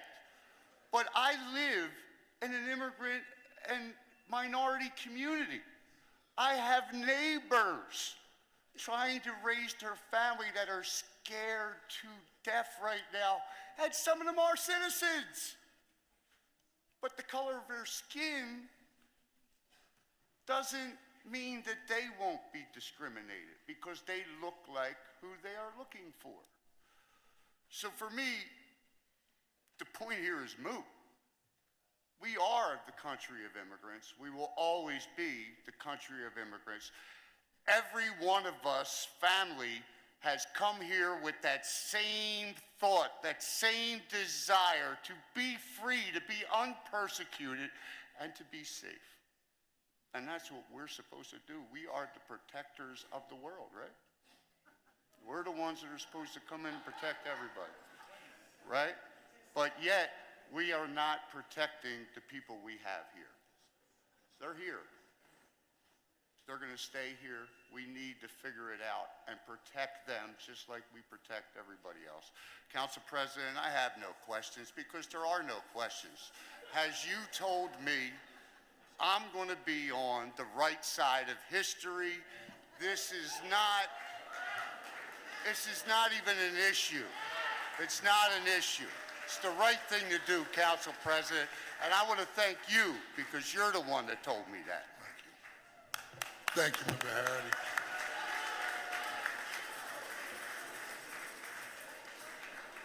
The chair recognizes Majority Deputy Whip Cindy Bass, and then we'll have Councilmember Jeffrey J. Young, and then brief second round questions for individuals who want to address the administration before the next panel. Deputy Whip, Majority. Thank you, Mr. President. Good almost afternoon. How's everybody doing? So a couple of things I just wanted to follow up on. The first is I wanted to follow up on my colleague, Councilmember Harity. And part of what he was suggesting and saying was about the question from earlier about the Know Your Rights training and, you know, that we kind of like just leave it up to the other organizations that do immigration work. Was that the correct understanding? Did I get that wrong in some way, or can you, Mr. Ellison? I personally think that the level of Know Your Rights training and complexity needed in our community now is best done by immigration attorneys. Okay, that's what I thought I heard, and that's wrong. But with the city support, Okay, he also said that we are providing funding and partnering to make sure the wraparound services are there. This is a time where the administration needs to go boldly and in front of these kinds of conversations. Because if someone gets it wrong, well-intentioned or not, you know, they are disseminating very, very, very important information. And so we can't have a situation where they get it halfway right, or, you know, like maybe they got some of it right. It's got to be all the way right, all across the board, and that's where the city needs to step in and come first and lead the way. Let us lead the way so that we can show those who are well-meaning what to do. But I think that we should be in the front of this parade. So I hope that that's something that you all will consider as we do budget conversations going forward and talk about funding. And I just want to be clear, those leading the Know Your Rights are the experts in this area, probably many community and nonprofits that are in the room today. Nonetheless, because they're not from the city of Philadelphia, I think that most people would feel most comfortable hearing directly from their local government in terms of exactly what is happening.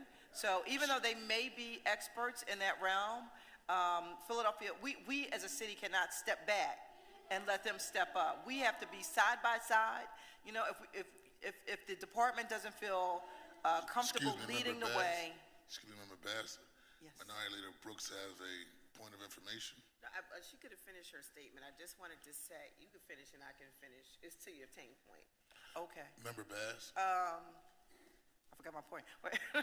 So, but the point is that, you know, we should be leading the way. And if we're not in front, if you don't feel as comfortable, which sounds strange to me, but if you don't feel comfortable being in front, then at least side by side, so that people know that Philadelphia city government is all in and, you know, has a particular perspective and understanding.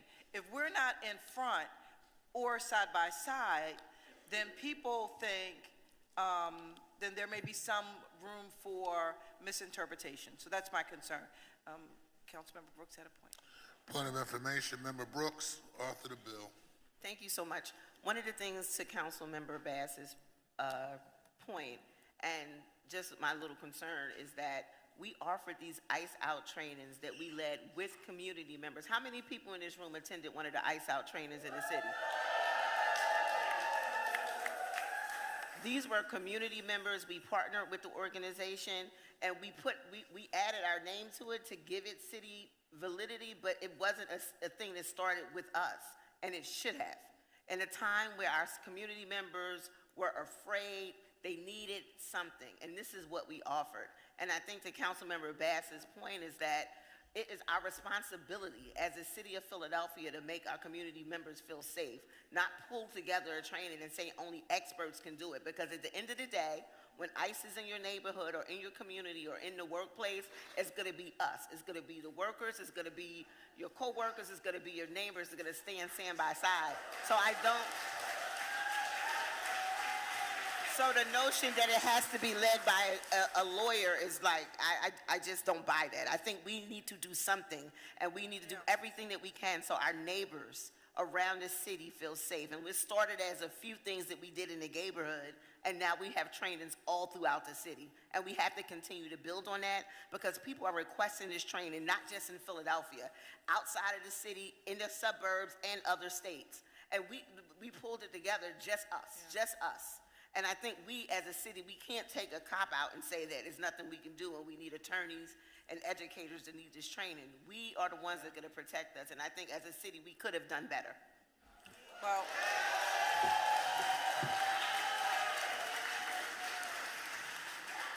thank you, Member Brooks. I agree. You know, this is not the time to be shy or to stand back or sit back. And I can't think of anything better that the Office of Immigrant Affairs could be working on. I just can't.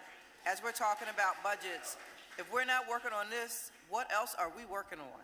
So I offer that as a constructive suggestion that we'll be following up on. So one other point I wanted to make, because, you know, as we were sitting I like here. that Nice Town Coalition thing going on. Too. Go ahead, Member Bass. Right, 8th District. So now, I don't have a history of immigration in my family. I have a history of the immigration that came that was not voluntary through slavery. And so, you know, but whether was that, you know, form of unwanted immigration or what we see today, we see a commonality in the brutality of ICE black and brown people.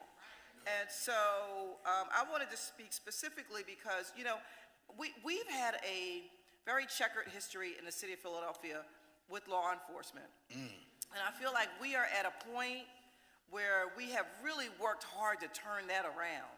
And I think I work very closely with DC Healy and, of course, Commissioner Bethel, all of the Philadelphia Police Department. We have great relationships. When I grew up in the city, it just wasn't so.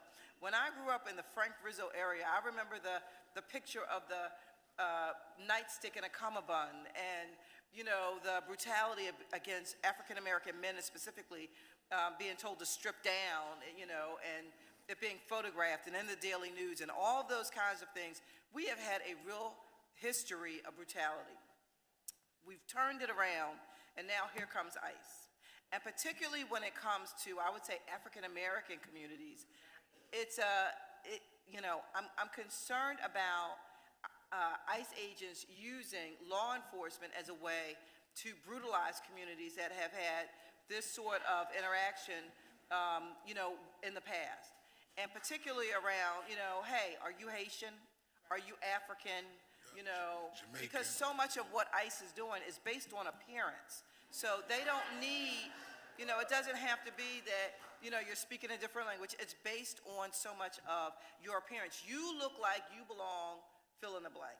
And so how are we working to ensure that this is not happening, that they're not taking us back so that we don't see that level of brutality and violence against African peoples that we've seen in the past in the city of Philadelphia? Because we've done so much work, we've moved the needle tremendously, and now here they come, which I see is very much problematic.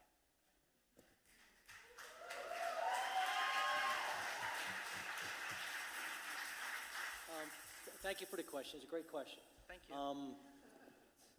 The issue, you are correct. We've come leaps and bounds from where we've gone.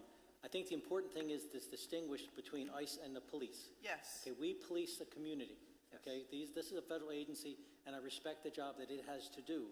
But we are here. This is our community, so we're here to make sure that the community is safe, that they feel safe.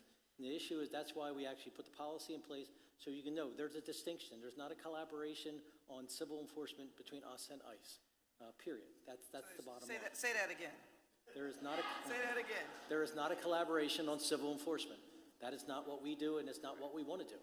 Even under as far back as Commissioner Timoney, we made a separation that we weren't going to participate in sharing information and car stops, and so we have a long-standing history of ICE has its job, and we respect that, but we have our job to police and protect our community. Very good. Okay.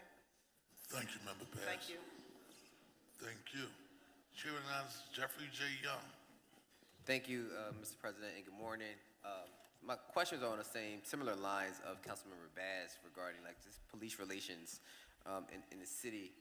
And so how will residents verify whether someone claiming to be law enforcement, is actually authorized, in that situation, particularly when they just have police written on it, right? So how am I, as a Joe Schmo citizen, to be able to determine what advice, right, or I guess this is where the city trainings could come in. Like, what do I do as a citizen, right, when I just see that that's happening, it just says police, like, what am I to do in those situations to verify the validity of this particular stop? Very simply, call 911. Okay, because if you are being stopped by a federal agent, I can figure that out. If you're not being stopped by a federal agent, I can also figure that out. The issue is that's the best avenue. Okay, and also don't get confrontational. Make that call. Okay, we've come out many times when people think that it's the police or not the police. The issue is our job to make our community feel safe. And there's a lot of people out there, aside from the federal government, who can wear these things, that wear false police outfits. There are people that impersonate police officers. So if you ever feel in doubt that the person stopping you is not lawful or legitimate, call 911. And we have arrested people who have impersonated police officers. So yeah, we do that. It doesn't happen that often, but when it does, we usually make arrests out of it. And it's as a result of a 911 call. Thank you. So how will the city distinguish between, again, the lawful compliance with a judicial warrant and the unlawful cooperation based on detainers or these informal communications of employees or whatever? Like, how will we, what happens in that instance? I do know we have amendments today to protect city workers, which I think is great. But what other avenues are there to ensure our residents, again, that the city is only complying with things they are judicially ordered to comply with? Yep. Okay. So two parts of that. Commissioner Healy and then Commissioner Resnick, and we have the Chief of Staff, Greg Verado, here within the prison system. Commissioner Healy will assist in looking at the subpoena to make sure that there is a judge from the Eastern District of Pennsylvania signature on that piece of paper. They send, there's detainers and administrative warrants and all that. We are looking for a judicial signature on that piece of paper, and that is the same if somebody shows up at a building or mails us something or whatever it is. We are looking for judicial signatures, and the reason why everything has to come through me, through DC Healy, is because that we are trained to look at that document and look for that judicial signature. And you kind of alluded to my next question. Is like you are trained, but like how would a city ensure that the protections do not depend on the discretion of individual employees or officer, especially where we had testimony where that describes fear of the informal sharing of information. So like, what are there other folks who are trained other than at the commissioner level, right, to take a look at this stuff to see to verify if it's valid or not? They are under orders to send everything to me, To you, and I've okay. had many conversations Okay. with leadership, with directors, with people in Parks and Recreation. It's been a year of this. If you see legal papers, stop, send them to me. That I am not putting the onus on anybody else to interpret the law, right? Okay. It all comes to me, or DC Healy. And just for our own recollection, like what are some of if this legislation passes, I assume these ordinances will pass, what's the enforcement mechanisms as federal agents conduct this immigration activity on or near city property that violates these ordinances? Well, on that regard, number one, we support this legislation. The issue is when it comes to enforcement and implementation, we would actually, once this gets passed, we would actually have to consult with the law department for the recommendation of how to proceed. And let me just put out there that I know that amendments came down Friday that were seeking to address some of the legal issues. It's been a long 5 days for us. I got to tell you, we have been down in Grace Ferry. I have been down there, the mayor, obviously her team, and the police commissioner. So we will be reviewing those. I did bleary-eyed, tried to review everything over the weekend. But as with all legislation that comes through, after final passage, we will give our legal opinion. I can tell you some of this stuff, because it's duplicative already, is already in place and changes won't need to be made. Some of it has already been taken care of by the initiatives we have talked about today, and the rest of it, we will go through our legal analysis like we do any other piece of legislation. Thank you. Next up, now we're going to be brief for this round before we bring up the next panel. And so, Councilmember Curtis Jones, Councilmember Ru Landau, Councilmember Brooks, and that's for the administration, correct? Okay. Member Jones? Thank you so much, Mr. President.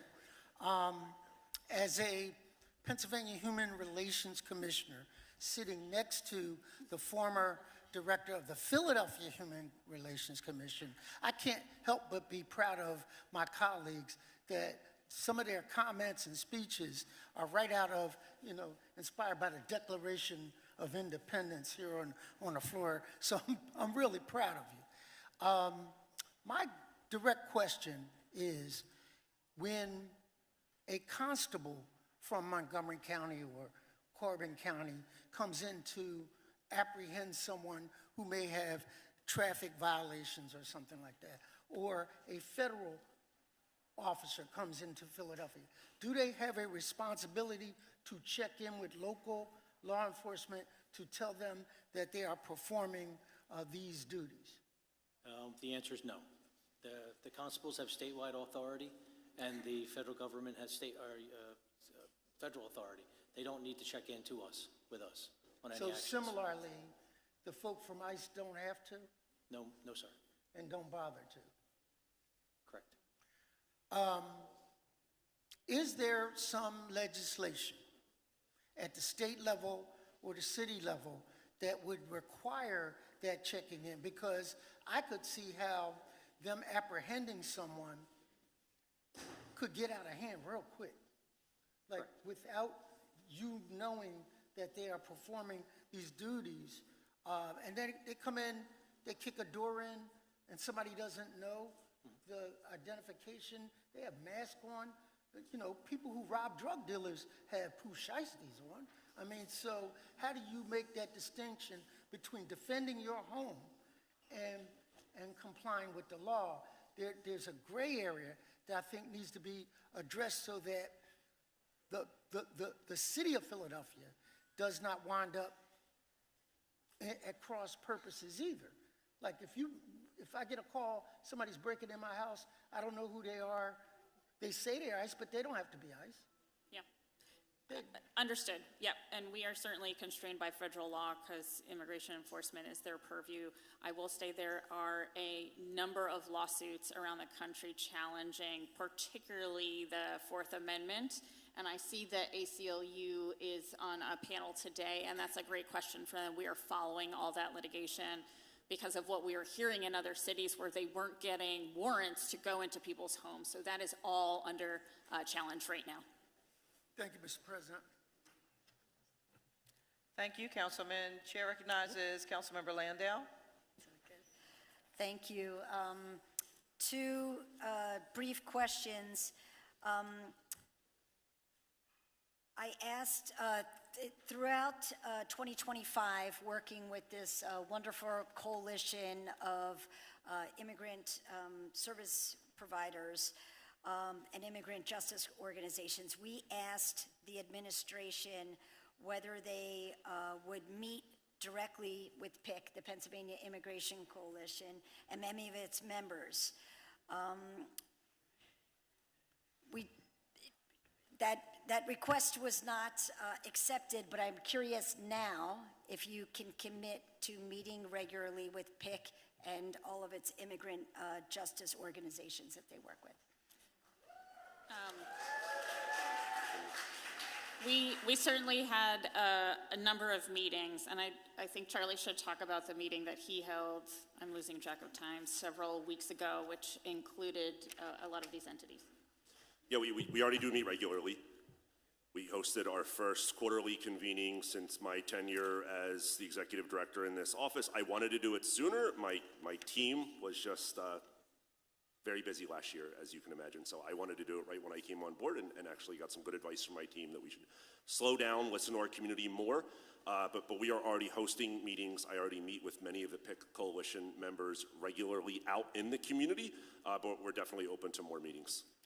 And are those organizations, though, that you've been meeting with, you've said you've had 8 to 10 meetings a week, are they with groups that are specifically working on deportation, defense, or immigration justice rather than just community groups? Yes. And then my last question is going to be more to get into the weeds of, so thank you for agreeing to meet with folks regularly. Let's clap that one up, guys. If it's, we'll make sure it happens. We will make sure it happens. I want to talk more about city property and public property and how we go about leasing out or sharing our public spaces. If we, for example, if there's a parking lot associated with a library, for example, what is the process by which an outside entity would say, we would like to park our cars here, we would like to, I don't know, fill up our tear gas canisters here, we would like to, establish our riot gear here. Do we actually enter into formal leases with people, informal leases, and how does the leader on the ground make the decision as to what to do with public space? Okay. Great question. In that circumstance, the request usually arises with the library, for example. It would go to public property in my office that completes leases. So leases are not complete. They should not be completed. They are not completed unless they come through my office. I can tell you we don't have any leases with ICE. They're not using our property. There's nothing like that at all. But there is not, if they're an intergovernmental agency, maybe we have an MOU like with the parking authority or whatever it is. But there's not, it is not happening that there are leases that we do not know about. It's got to come through the law department. Then what would the consequences be for an informal agreement of, we just want to park our cars here for a couple of days? I mean, no one would have the authority to make that informal agreement, right? That is not something that is an authority bestowed upon public property to allow federal officials to be using without running that up. Last question, what if it's after hours, Saturday, Sunday afternoon, when a library is closed, and you find ICE vehicles parked there? What do you do then? I talked to Fran, but it would be sorry, Commissioner Healy, you know, that would be a trespass if there was a problem there, and the police would process that as they would any other trespass if someone was parking there. Excellent. Thank you so much. Thank you, Councilwoman. Chair recognizes Councilmember Brooks. Thank you so much. So I want to talk about the National Crime Information Center, or NCIC database. This is a database controlled by the federal government, and it has become a major way that city governments cooperate with ICE. When the Philadelphia police investigate or detain someone, they are trained to look up a person's name in the NCIC database to see if there is a hit or a flag for that person from a federal agency. ICE has now added more than 700,000 administration warrants to the NCIC system that shows up as a hit when an officer puts any of those names in the database. ICE likes to use administration warrants because they look like real warrants, but they are signed by someone like an ICE agent and are not signed by a federal judge, so they have no legal authority. There is absolutely no legal requirement for the Philadelphia police to honor or respond to an administrative warrant. However, we've heard that a Philadelphia police officer sees an ICE hit on a person in the NCIC database, regardless if it's an administration warrant or a real judicial warrant, and the officer will call ICE on that person. Other cities and states have issued clear policies around administrative warrants and ICE hits in the NCIC database. For example, the Maryland State Police issued operational guidelines that list what officers should do if they see an ICE hit in the NCIC. First, officers are instructed to review the hit to determine if it's based on an administrative warrant or a judicial warrant. And if it is based on an administrative warrants, are instructed to take no action based on the hit or are forbidden from contacting ICE about it. The police memo that was issued last week does not list any change in policy regarding ICE hits in the NCIC database and gives officers no instructions on administrative warrants in the database. Why not? And the next question is the Philadelphia police going to adopt a clear policy like Maryland and Chicago or other cities?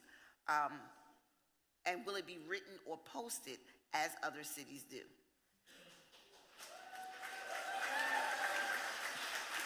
Well, thank you for the question, and quite frankly, thank you for the policy that you sent us from Maryland.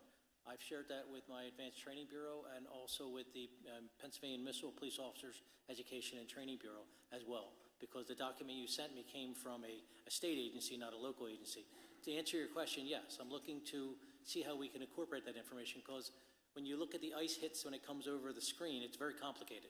It's like a computer printout, and you need to know how to figure it out. So the issue is there's some very, very, very good information in that.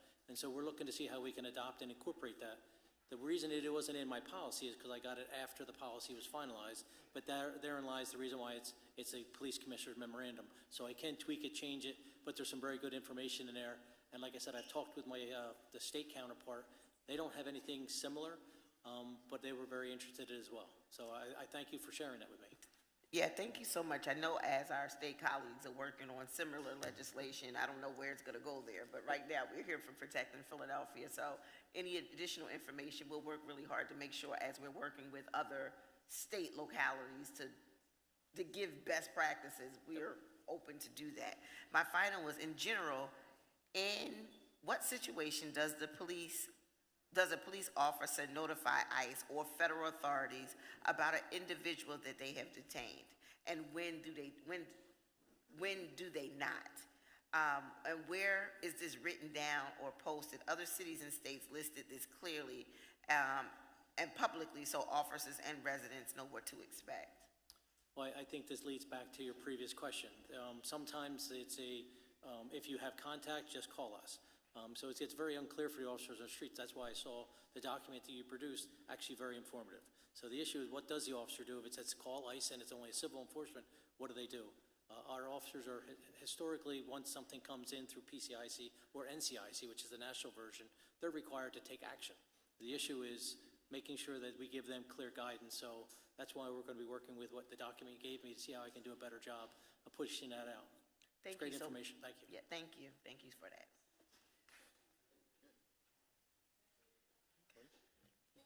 Thank you.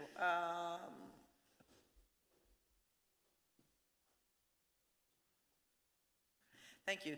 Thank you so much for your testimony. Thank you for being here today. We'll next call our panel, Faith and Community panel.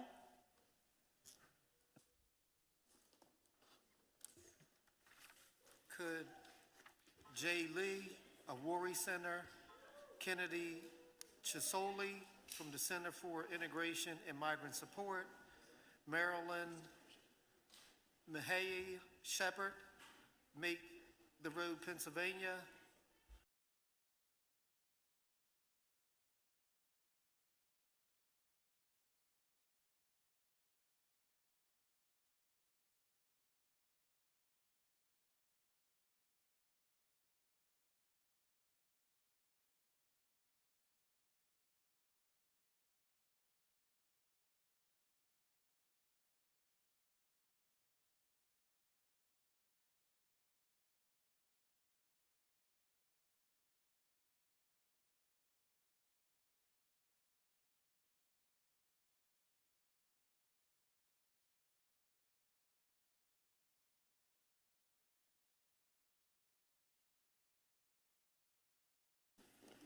I'm Jay Lee. Okay, thank you. Good afternoon. Thank you for being here. Please state your name for the record and proceed with your testimony. Oh, all right. Hi, my name is Jay Lee. 안녕하세요. 우리 센터 이재희입니다. Good morning, council members, neighbors, and fellow residents of Philadelphia. My name is Jay Lee, and I'm a community organizer at Uri Center. We serve Korean and Asian American community in Greater Philadelphia, and I'm here today to dismantle a dangerous myth that immigration is not an Asian issue. The data proves otherwise. Nationally, 1 in 7 undocumented people is of Asian descent, which represents 1.7 million people. And because of 65% of Asian Americans are foreign-born, any shift in immigration enforcement disproportionately destabilize our families. We're witnessing a dual crisis of enforcement and hate. Over the last year, ICE arrests of Asian immigrants have more than tripled. Yet 80% of those removed had no criminal convictions. This isn't about public safety. This is about tearing families apart. This aggressive enforcement fuels a climate of xenophobia. Between 2020 and 2024, Pennsylvania recorded 353 hate acts against Asian immigrants, with 144 occurred right here in Philadelphia. Our high school youth leaders report that anti-immigrant rhetoric and jokes about ICE, calling on ICE on you, have become a daily trauma in their hallways. Fear is high that local businesses like H-Mart have had to hire private security patrols just so Asian immigrant shoppers feel safe buying their groceries. The chilling effect is real. We see families withdrawing from SNAP and Medicaid out of fear. We see US citizen students abandoning FAFSA and opportunities to higher education to shield their family, undocumented parents from exposure. Mixed status families are living in such extreme psychological distress that some are choosing to self-deport just to escape the trauma of the potential detention. Language barriers, the fear of racial profiling have left our residents afraid to leave their homes. This isn't just a social crisis. This is also an economic one. Our small businesses face severe labor shortage and shrinking customer bases because our our community is retreating into the shadows. At Woody Center, we aren't just waiting for help. We've conducted over 400 Know Your Right sessions for seniors, faith groups, and small businesses. We've trained 60 new volunteers throughout the year of 26 to turn education into a protective shield for the community. But we cannot do this alone. We need Philadelphia's leaders to do your parts. Our community needs to know that our police are not siding with ICE. We need to know that our city workers will not let ICE weaponize our data. We need to know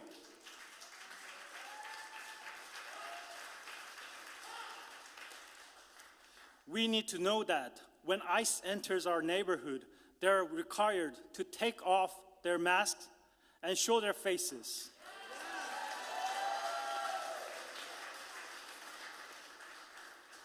By passing the ICE Out package, Philadelphia can lead the Commonwealth. This is the essential step toward rebuilding the trust our residents deserve. Our families cannot wait any longer. We want ICE off our street. We want ICE off our streets. Thank you.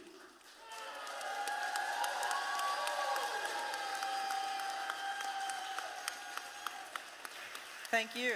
Please state your name for the record and proceed with your testimony. Whoever wants to go next. My name is Stephen Poyser. I represent the West Indian community of Philadelphia, a big community. Many think that this problem is just strictly to a Latino problem, but we still have a big problem with the Black West Indian community, as our dear friend alluded to. But our community has given so much to this city over the years. We have established a church. Our church is over 52 years going in the city of Philadelphia. We've contributed a lot to the city. Our community is being impacted deeply by this fear. The spiritual fabric of our church is starting to suffer because of fear. The fear of being deported, the fear of not knowing what tomorrow is going to bring. You can't even walk the streets. We have established a community feeding program, and the numbers, we used to feed over 300 on every other Saturday. That number is down to like 52.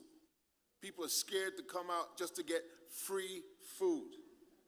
The reality that we face is these children of immigrant families. The children are being affected. As a church, I hear all the problems. The first place that they run to is to the church. And that fear is disrupting everything that we know, which is normal living in America. America is a welcoming place. It welcomed my family over 50 years ago. It should not be in this position. We should not be sitting here discussing this. America is for all people, all races.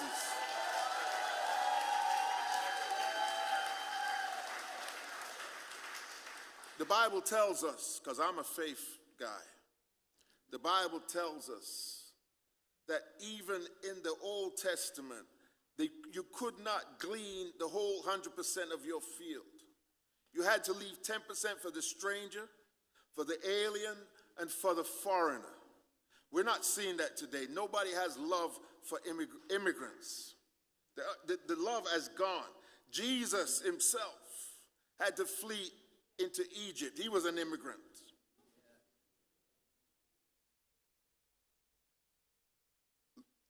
Matthew tells us, I was a stranger and you welcomed me. I was a stranger, America welcomed me. I did time in the military to pay back for America welcoming me. And I felt the need to do that. Today, so many families are disrupted by the fear of this administration in Washington. And we want ICE out. We're asking for the city of Philadelphia to move to be at the forefront of disrupting their whole plan. Disrupt their whole plan. Let us stand firm. Thank you for your time.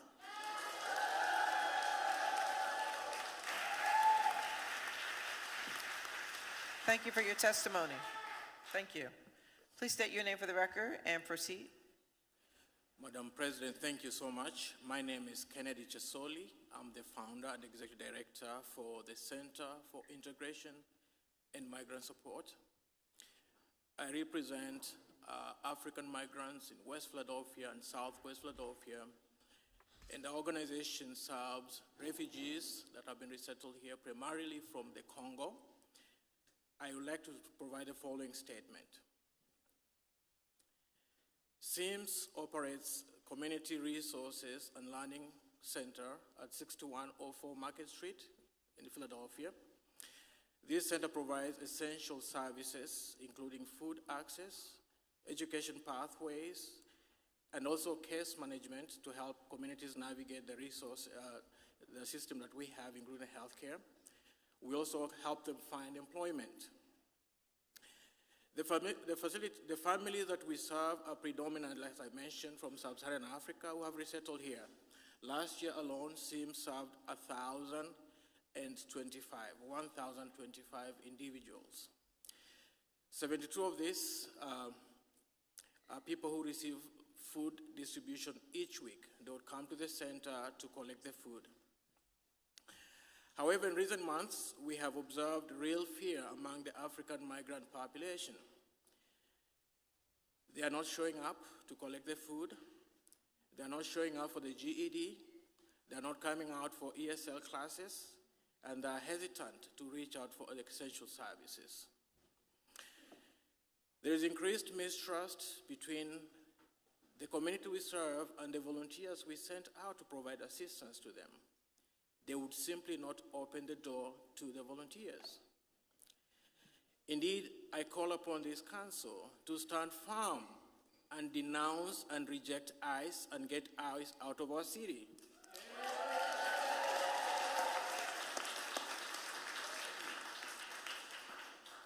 The Trump administration has had this community, this is the second time.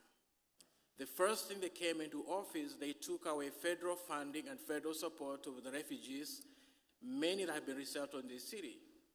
Because of that, they lost funding for housing, they lost funding for ESL, they lost support for case management, and now we are using our own resources to stabilize these families, and ICE is coming to disrupt our efforts.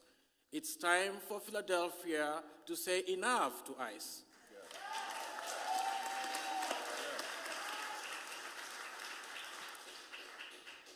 Madam President, SIMS is a very small and new community-based organization that primarily serves these people. We're increasingly seeing significant rise in requests for assistance from individuals and other communities that are being harassed by ICE. This shift reflects both the growing trust in grassroots organizations like ours and the mounting strain on the broader support system. As the larger systems become overwhelmed or less accessible, more individuals are turning to SIMS and other small community-based organizations for support. For this reason, we respectfully urge the Council to not only pass ICE out package, but also to take necessary steps to provide resources and invest in these organizations so that we can be on the front lines of helping these communities. Targeted, flexible funding to expand capacity through staffing, program support, and operation infrastructure is urgently needed. Madam President, by investing in such organizations and by being resolute, SIMS and others can continue to meet rising demand, restore trust, and provide consistent, culturally responsive services to Philadelphia's community. Again, we join others in calling for clear and unequivocal stand against ICE. Thank you. Thank you.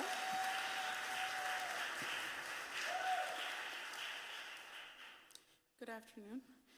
My name is Daisy Romero Chavarria, and I am the Director of Immigration Organizing at Juntos, a community-led Latinx immigrant rights organization based here in Philadelphia.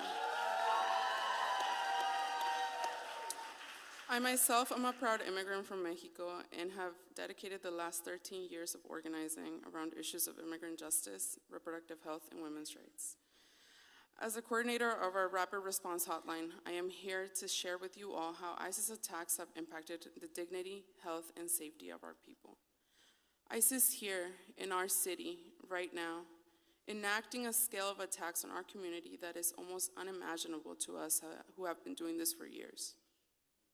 Currently, Juntos is in direct contact with over 100 people who represent many races, languages, ethnicities, who were detained by ICE in or around Philadelphia, with whom we provide case guidance, commissary support, and visitation, or reconnection with family.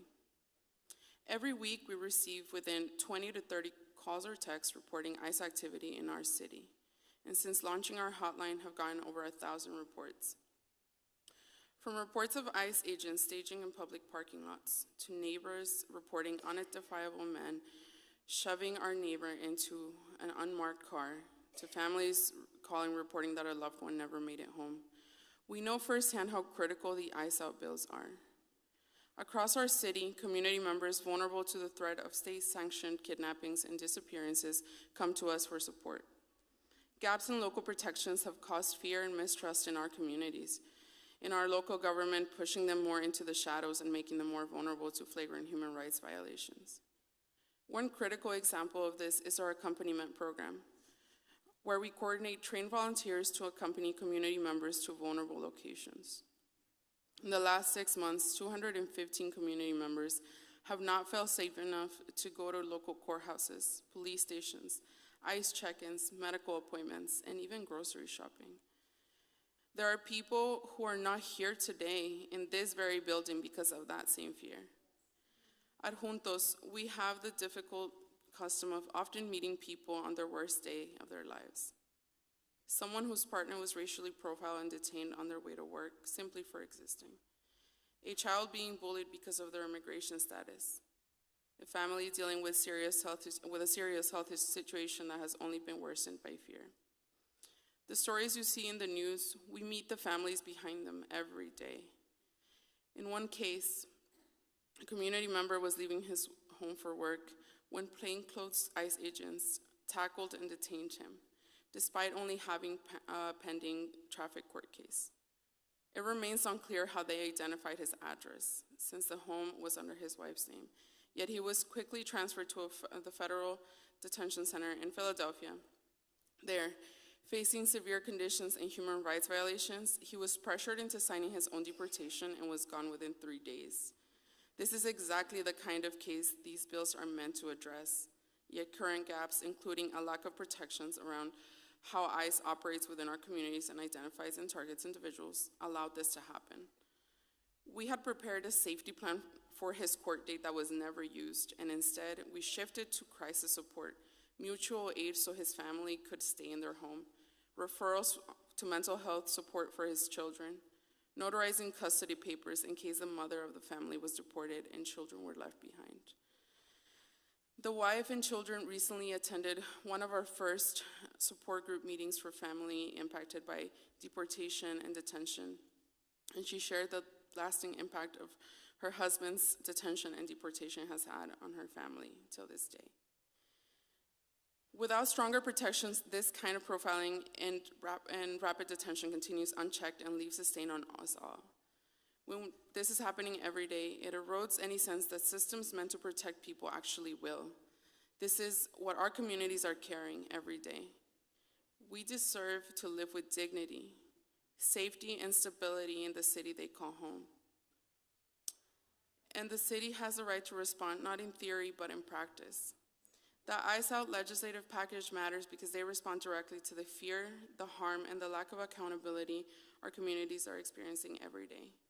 We urge you to move this legislative package today. Thank you.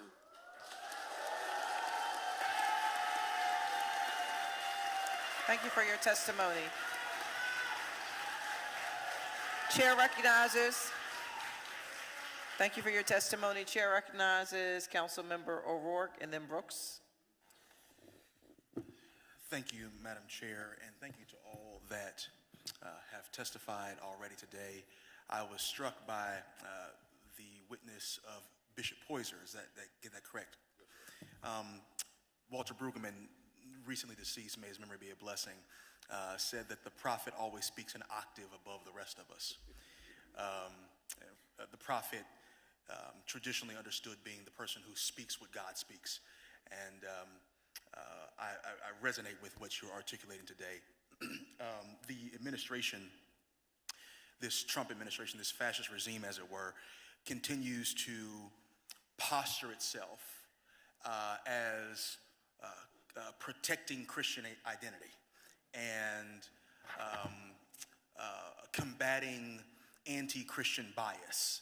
In fact, they've referenced on a number of occasions, kind of wantonly and with irrelevance, various biblical passages that the bold proceed, or the righteous proceed bold as a lion, things like that, in how they go forward with their immigration and customs enforcement policies.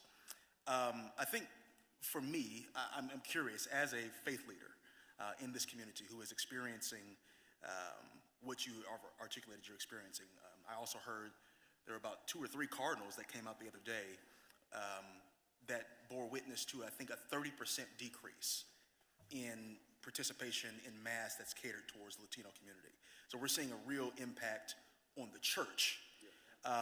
As a leader in the Capital C Church, I wanted to know, does the current posture, from your view, of the Trump administration related to immigration and customs enforcement resemble in any way an authentically Christian faith that you recognize? Thank you for that question. I can emphatically say no. Thank you for your answer, Bishop.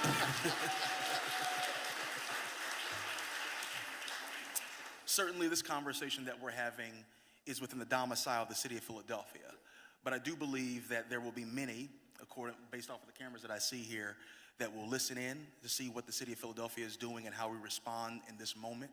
And I do think that regardless of what your faith background is, what your traditions might be, the moral voice in this moment, and I would argue that the moral voice of this country for the last 90 years has been the black church, some iteration of it, has got to stand up and speak clearly and say what we are experiencing and reclaim our moral authority, that we might have the kind of city that we all dream of and that we all deserve. So thank you for your prophetic witness today, sir, and for all of those who stand with you. Thank you, Madam Chair.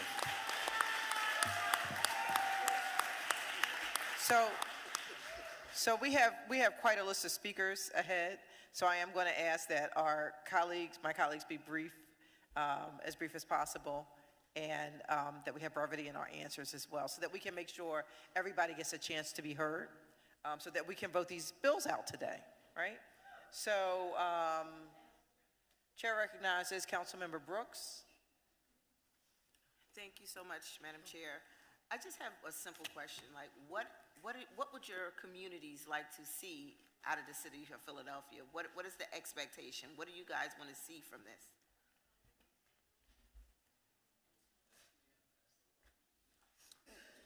We would love to see you pass this law.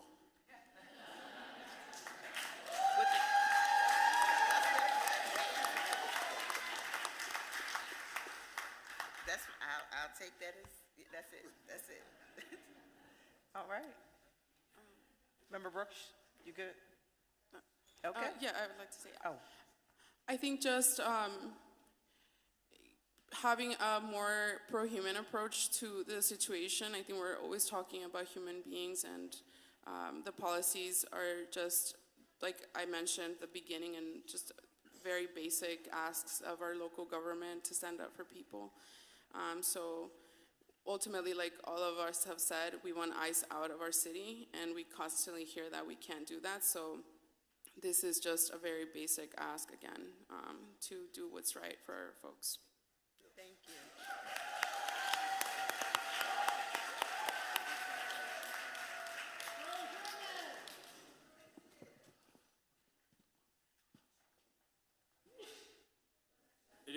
important to pass this law, but also it is more important to be making sure that the law is implemented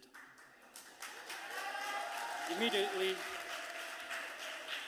and be in effect so that our people can trust and can call our police, can come to the city hall, can go to the immigrant courts without worrying about being under the surveillance.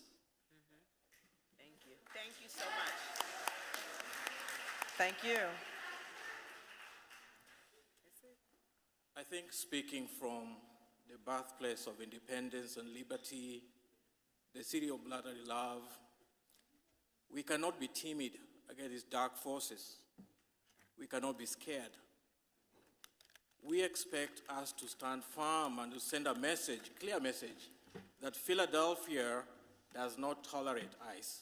That's right. And that freedom is given to us, is non-negotiable, that every citizen has a right to operate freely without being harassed by Gestapo-style ICE. That message has got clearly. Thank you. That's it. Okay. That was my only question. Thank you. Thank you all for your testimony and for being here today. We appreciate you being here and for your testimony and words of wisdom. We want to have the clerk call the next panel forward. Yes. Would Yeah, we're going to get them. Marilyn Shepard come forward? That's Miss Marilyn Shepard with Make the Road, Pennsylvania. Also, Keisha Hudson, Chief Public Defender, Defenders Association, and Allison Sprague, Victim Witness Services of South Philadelphia. Please come forward.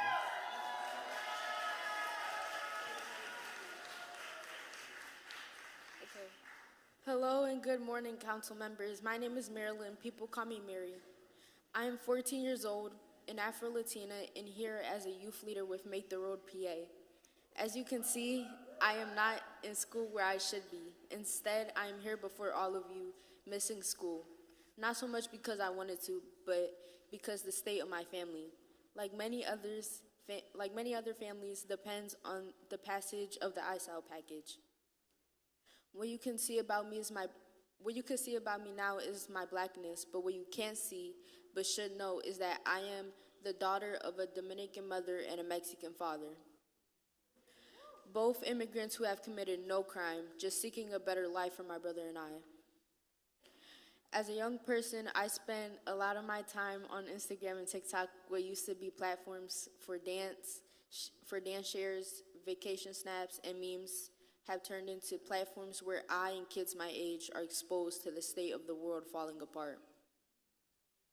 I've seen images and videos of families and children in Lebanon and Palestine being bombed. I've seen the destruction of animals' homes, and I have seen families like mine here in our country being brutalized and separated by ICE. That's a lot for someone my age to see, let alone live through. I don't want to keep seeing families be separated, because every time I see a family being separated by ICE online, I see that happening to me, to my family. In these videos, I have seen ICE violently force themselves into places and homes. I see them detaining people because they fit the description. And it scares me because that could be my family. I am 14 years old, and every day I'm reminded that what is happening to others in our country could happen to me. Every day I leave for school, I am filled with dread that it could be the last time I see my parents' faces. And it terrifies me because I know if my parents were taken from my brother and I, we would be put into the system. I have parents. Why does ICE want to take them away from me and other kids like me? Why do they want to separate us from families and drive us into the shadows? My mother is a powerful activist who used to advocate for not just us, but for all people who were in situations like ours. And now she is scared to speak her native language because she knows who is who. Since ICE doesn't wear uniforms that show clear identification, I'm 14 years old, and the scariest thing to me isn't spiders or the dark.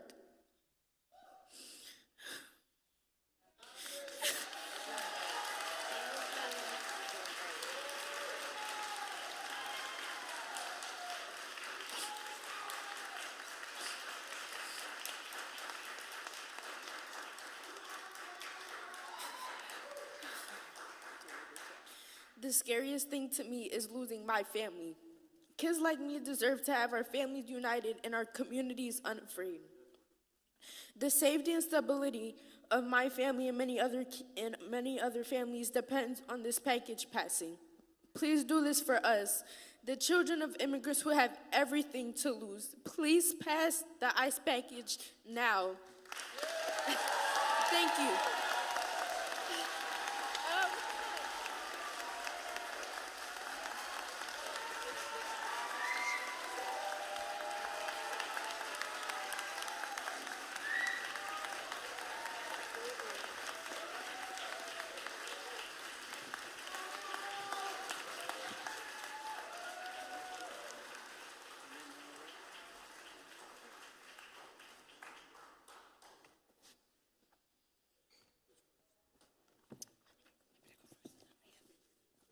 Good afternoon. Good afternoon. Well, it is very much afternoon. isn't Please, it? Yes. please state your name and proceed with your testimony, although we're going to ask that you abbreviate where possible. Thank you. Thank you. My name is Keisha Hudson, a proud immigrant from Jamaica, and I'm here on behalf of the Defender Association of Philadelphia. I'm here today in strong support of this package of 7 bills, numbers 250056, 57, 58, 59, 60, 61, and 62. As you know, as a subcontractor for the PIFUP contract, the Defender Association of Philadelphia provides representation to non-citizens who live, work, or go to school in Philadelphia and are at risk of detention and deportation. As of January of this year, we have represented 87 individual clients. They reside in every councilmanic district. While 2025 was our first year providing direct immigration representation, we have since the beginning been in partnership with the PIFUP Collaborative.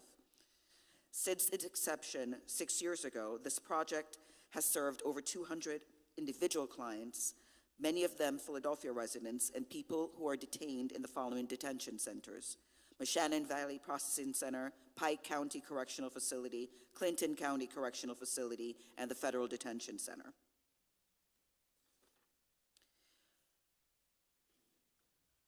Through the work that we do, we see every day how local politics shape whether our clients feel safe accessing services in our community, whether appearing in court or seeking medical care or getting their children to school. The stakes of these bills are not abstract, they're deeply human, and they're immediate. This legislative package takes meaningful steps toward ensuring that all residents are treated with dignity and fairness.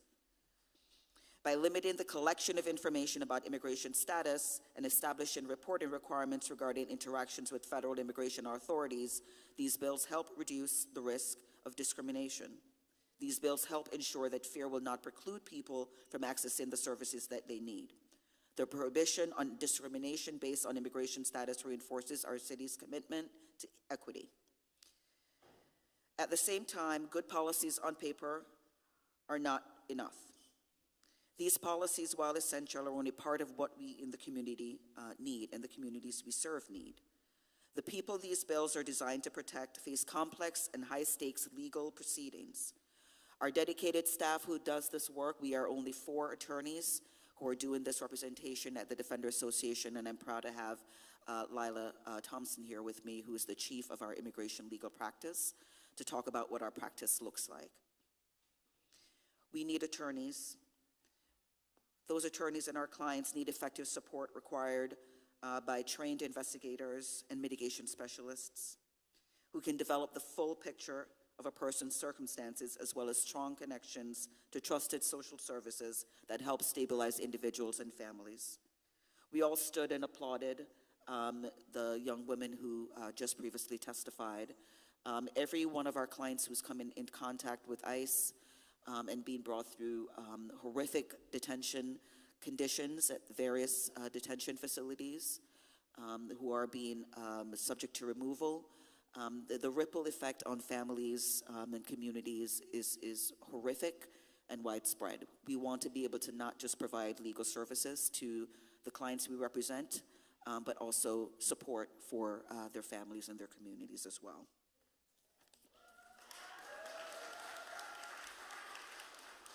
Finally, we are grateful for Council's leadership in advancing this package of bills, and I am confident that the same energy and commitment will be brought to securing the funding necessary to provide these critical services. By investing in legal representation and community-based supports, the city can ensure that our residents not only have the protections they need, but access the full resources they need they will truly benefit from. Thank you for your time and continued support, and I'll answer any questions about our legal practice. Thank you for your testimony. We're going to hold questions. Either of you state your name for the record, whoever's going next, and proceed. Good morning. My name is Allison Sprague, and I'm the Executive Director of Victim Witness Services of South Philadelphia. I want to begin by thanking Council for your strong support for the ICE Out package. We see this legislation as a critical step toward protecting the health and safety of Philadelphia residents. At VWSSP, we have spent the last 35 years working directly with victims of crime and communities impacted by violence. About 1/3 of the people that we work with and serve are immigrant victims. After experiencing violence, people need care. They need medical care, counseling, help navigating the justice system, and support recovering from financial losses. These services are essential to healing from violence. Until recently, we felt confident we could connect immigrant victims to these services just as we do for U.S.-born victims. But over the past year, this has changed. With increased ICE enforcement, we have seen a 20% decrease in immigrant clients in our caseload. People are afraid. They're afraid to call the police, they're afraid to seek help, afraid to engage with the justice system at all. That fear makes it harder to identify victims and limits their access to critical services. The ICE Out package will provide much-needed assurance for these community members that information they share with public safety institutions will not be shared with ICE. Fewer people are reporting crimes. They inform our advocates they don't believe it's worth the risk, especially when masked ICE agents with the word police emblazoned on their vests are disappearing community members. Many believe that any interaction with law enforcement could put them at risk for deportation. The ICE Out anti-masking legislation is necessary to begin rebuilding confidence and trust in police. When crime is not reported, this doesn't just impact immigrant communities, it impacts public safety for everyone. And even when victims do come forward, many are too afraid to go to court. We've heard from the District Attorney's Office that the rate of domestic violence survivors missing court has doubled from 25% to 50% in just 1 year.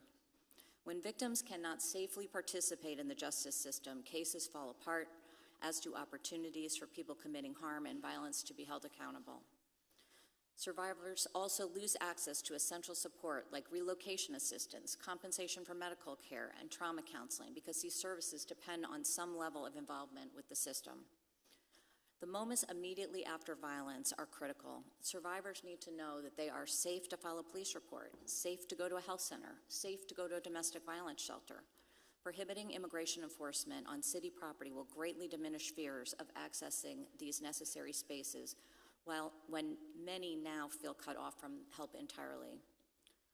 Our advocates are now spending less time on healing and more time helping clients weigh the risk of seeking help at all. We are making safety plans, not just around violence, but around the possibility of detention and deportation. We're helping families figure out how children will get home safely from school when parents are afraid to leave their homes. This is what it looks like when fear replaced trust. What we are witnessing is a disruption of entire communities who feel they can no longer rely on the structures of public safety and services we all depend on. And when victims cannot safely access the justice system, everyone is impacted. Public safety depends on people feeling safe enough to come forward. It depends upon trust. All Philadelphia residents, regardless of where they were born, deserve to feel protected, supported, and able to seek help without fear. Thank you again for your leadership and for taking steps to send that message clearly.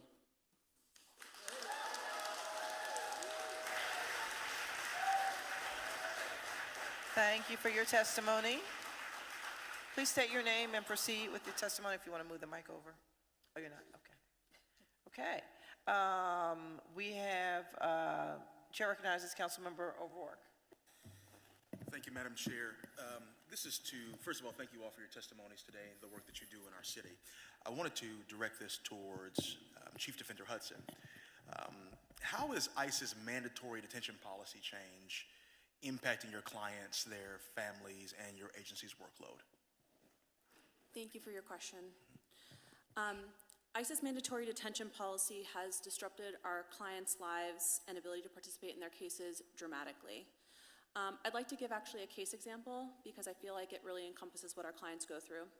We have a defender client who has lived in Philadelphia for over 6 years, an asylum seeker who fled cartel violence in Mexico. He was a skilled construction worker and drywall installer in our city. He employed other people, and he supported his partner and their 2 U.S. citizen children. He became a defender client because of a minor charge, which was withdrawn. But before he could even participate in his hearing, plainclothes agents detained him in an operation that they were conducting, and from ICE custody, he was subject to mandatory detention. This is because this administration has changed their policy. Individuals used to be eligible for bond to be released so they could participate in both their criminal proceedings and their immigration proceedings, and this administration changed that, subjecting 90% of individuals who previously were eligible for bond to a mandatory custody policy. Despite this, he still wished to fight his case, but after being beaten down by the conditions, shipped off to faraway detention facilities, separated from his family, unable to provide for them, he ultimately gave up, permanently separating him from his family. Many individuals like him are never able to resolve their criminal charges, are never able to participate in their immigration cases, are never able to see their family again. Now this family has to grapple with removing their children to his home country so they can all be together. This is a loss of 2 U.S. citizen children from this country. It is a loss of someone who works and thrives in our community and supports their partners. And individuals are being forced to self-deport because they cannot withstand what's happening in immigration detention. We, however, at Defender have started a pro bono habeas project to address this.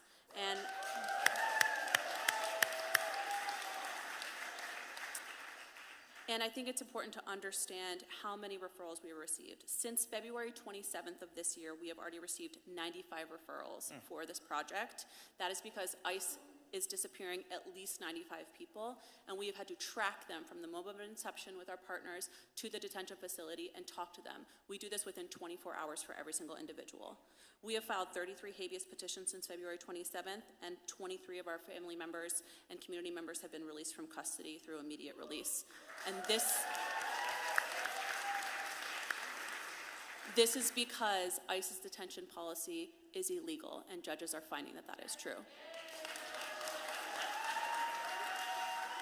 Thank you for sharing that out. It's important for folks to be aware of this. I think another thing that's worth asking about is ICE's presence at the courthouse and how that is actually affecting your clients, defendants, victims, and witnesses that are there. Can you speak to that, please? Of course. The Defender has actually always tracked arrests at the courthouse since 2022, but over the course of this administration, things have worsened dramatically as ICE's presence and arrests at the CJC have increased. From January 2025 to present, we have confirmed 47 ICE arrests at the CJC, 1 at family court, and 2 traffic court arrests. Last week alone, ICE arrested 5 people outside the CJC, including a 76-year-old complaining witness. You said last week. Last week. ICE arrested at least 5 people. That we know of. That we know of. That we know of. Outside of the courthouse here. Yes. Including a 76-year-old witness. Complaining witness. Yes. They are loitering outside of CJC entrances, exits, in the lobby.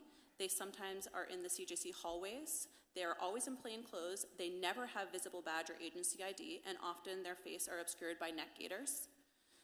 ICE, as well as other federal agencies, are passing through CJC security points, waiting inside courtrooms or interior hallways to identify people for civil arrest. They are communicating with each other, and they are actively taking community members before they can even participate in their process. Many of these individuals, most of ICE arrests involve people who have no prior convictions, were charged with misdemeanor or summary offenses, and were only at the preliminary stage of their hearing. And many of these individuals have had their cases dismissed, either on the date that they're intending to go to court or shortly thereafter. Our clients are afraid to go to court. Witnesses are afraid to go to court. This is why we're seeing so many bench warrants, because people are fearful. The vast majority of people at ICE, arrested by ICE at CJC, remain in ICE custody until they were deported from the United States. This is shameful. We need to stop any collaboration with ICE whatsoever so we can have people feel safe accessing services. Thank you for your testimony and what you have shared. I couldn't agree more. It is amazing to live in a time when you have espoused conservatives and those of a particular political tradition who continue to celebrate what is clearly an infraction on civil liberties. I think it was the, give me liberty or give me death was the retro call that so many folks will continue to lift up even to this day, and yet we support this sort of clearly secret police sort of activity in the United States of America. Thank you for pointing it out. Thank you for giving voice to it. We're going to make sure we get these bills passed so we don't have that here in the city of Philadelphia. Thank you so much, Madam Chair. Thank you, Councilman. Chair recognizes Councilmember Brooks. Thank you so much, Madam Chair. Much of the Trump's public justification for ICE is that it will make us safer. Do you think that's true? No. I mean, in addition to all of the really important comments about the courthouse and people's willingness or ability to participate, people lose their access to things like victims' compensation if they do not cooperate with prosecution. They lose access to U visas. So people are having paths to benefits that they are completely cut off from. And I guess as somebody who's worked with victims for 30 years, I just find it incredibly offensive that this would in any way be the argument for safety when we see 100% of our immigrant clients, and I don't mean just people who are undocumented, I mean all immigrant clients afraid to go through the process. What do we think is going to happen here? It's not good. So no, not safer.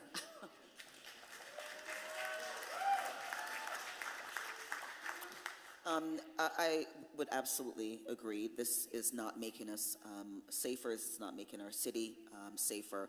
And I represent a client population, and I always use the opportunity when I'm here before council to remind everyone that my clients have a presumption of innocence. They are entitled to due process, right? Everyone in the United States, if you are on the soil of the United States, you're entitled to due process. And we are not seeing this administration afford people the rights and the process that all of us deserve. The majority, I think, Lila, it's over 92% of the people that we are representing have no criminal contact at all, 92. So we are not dealing with the worst of the worst, although, as a public defender, that's my client community and how we may be perceived. But just wanted to remind us all that we're talking about our community members, our the people who sit next to us in the church or in the grocery stores, the people who work for us, work with us, and children and families and communities are really being devastated, and it is not because they are the worst of the worst, and it is not making us safer. In fact, we are devastating emotionally, psychologically, and financially a generation of Philadelphians.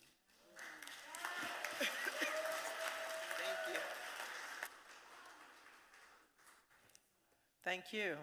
And seeing that there are no further questions from the committee, thank you very much for being here. We appreciate your attendance. And so,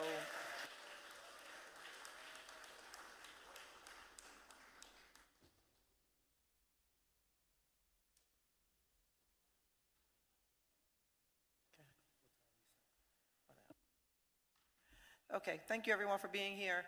The committee is going to stand in recess until 2:15 p.m. So we would like to invite you all to return at that time. We'll have 2 full panels, and then we'll have public comment as well. So thank you everyone for being here. We're intent on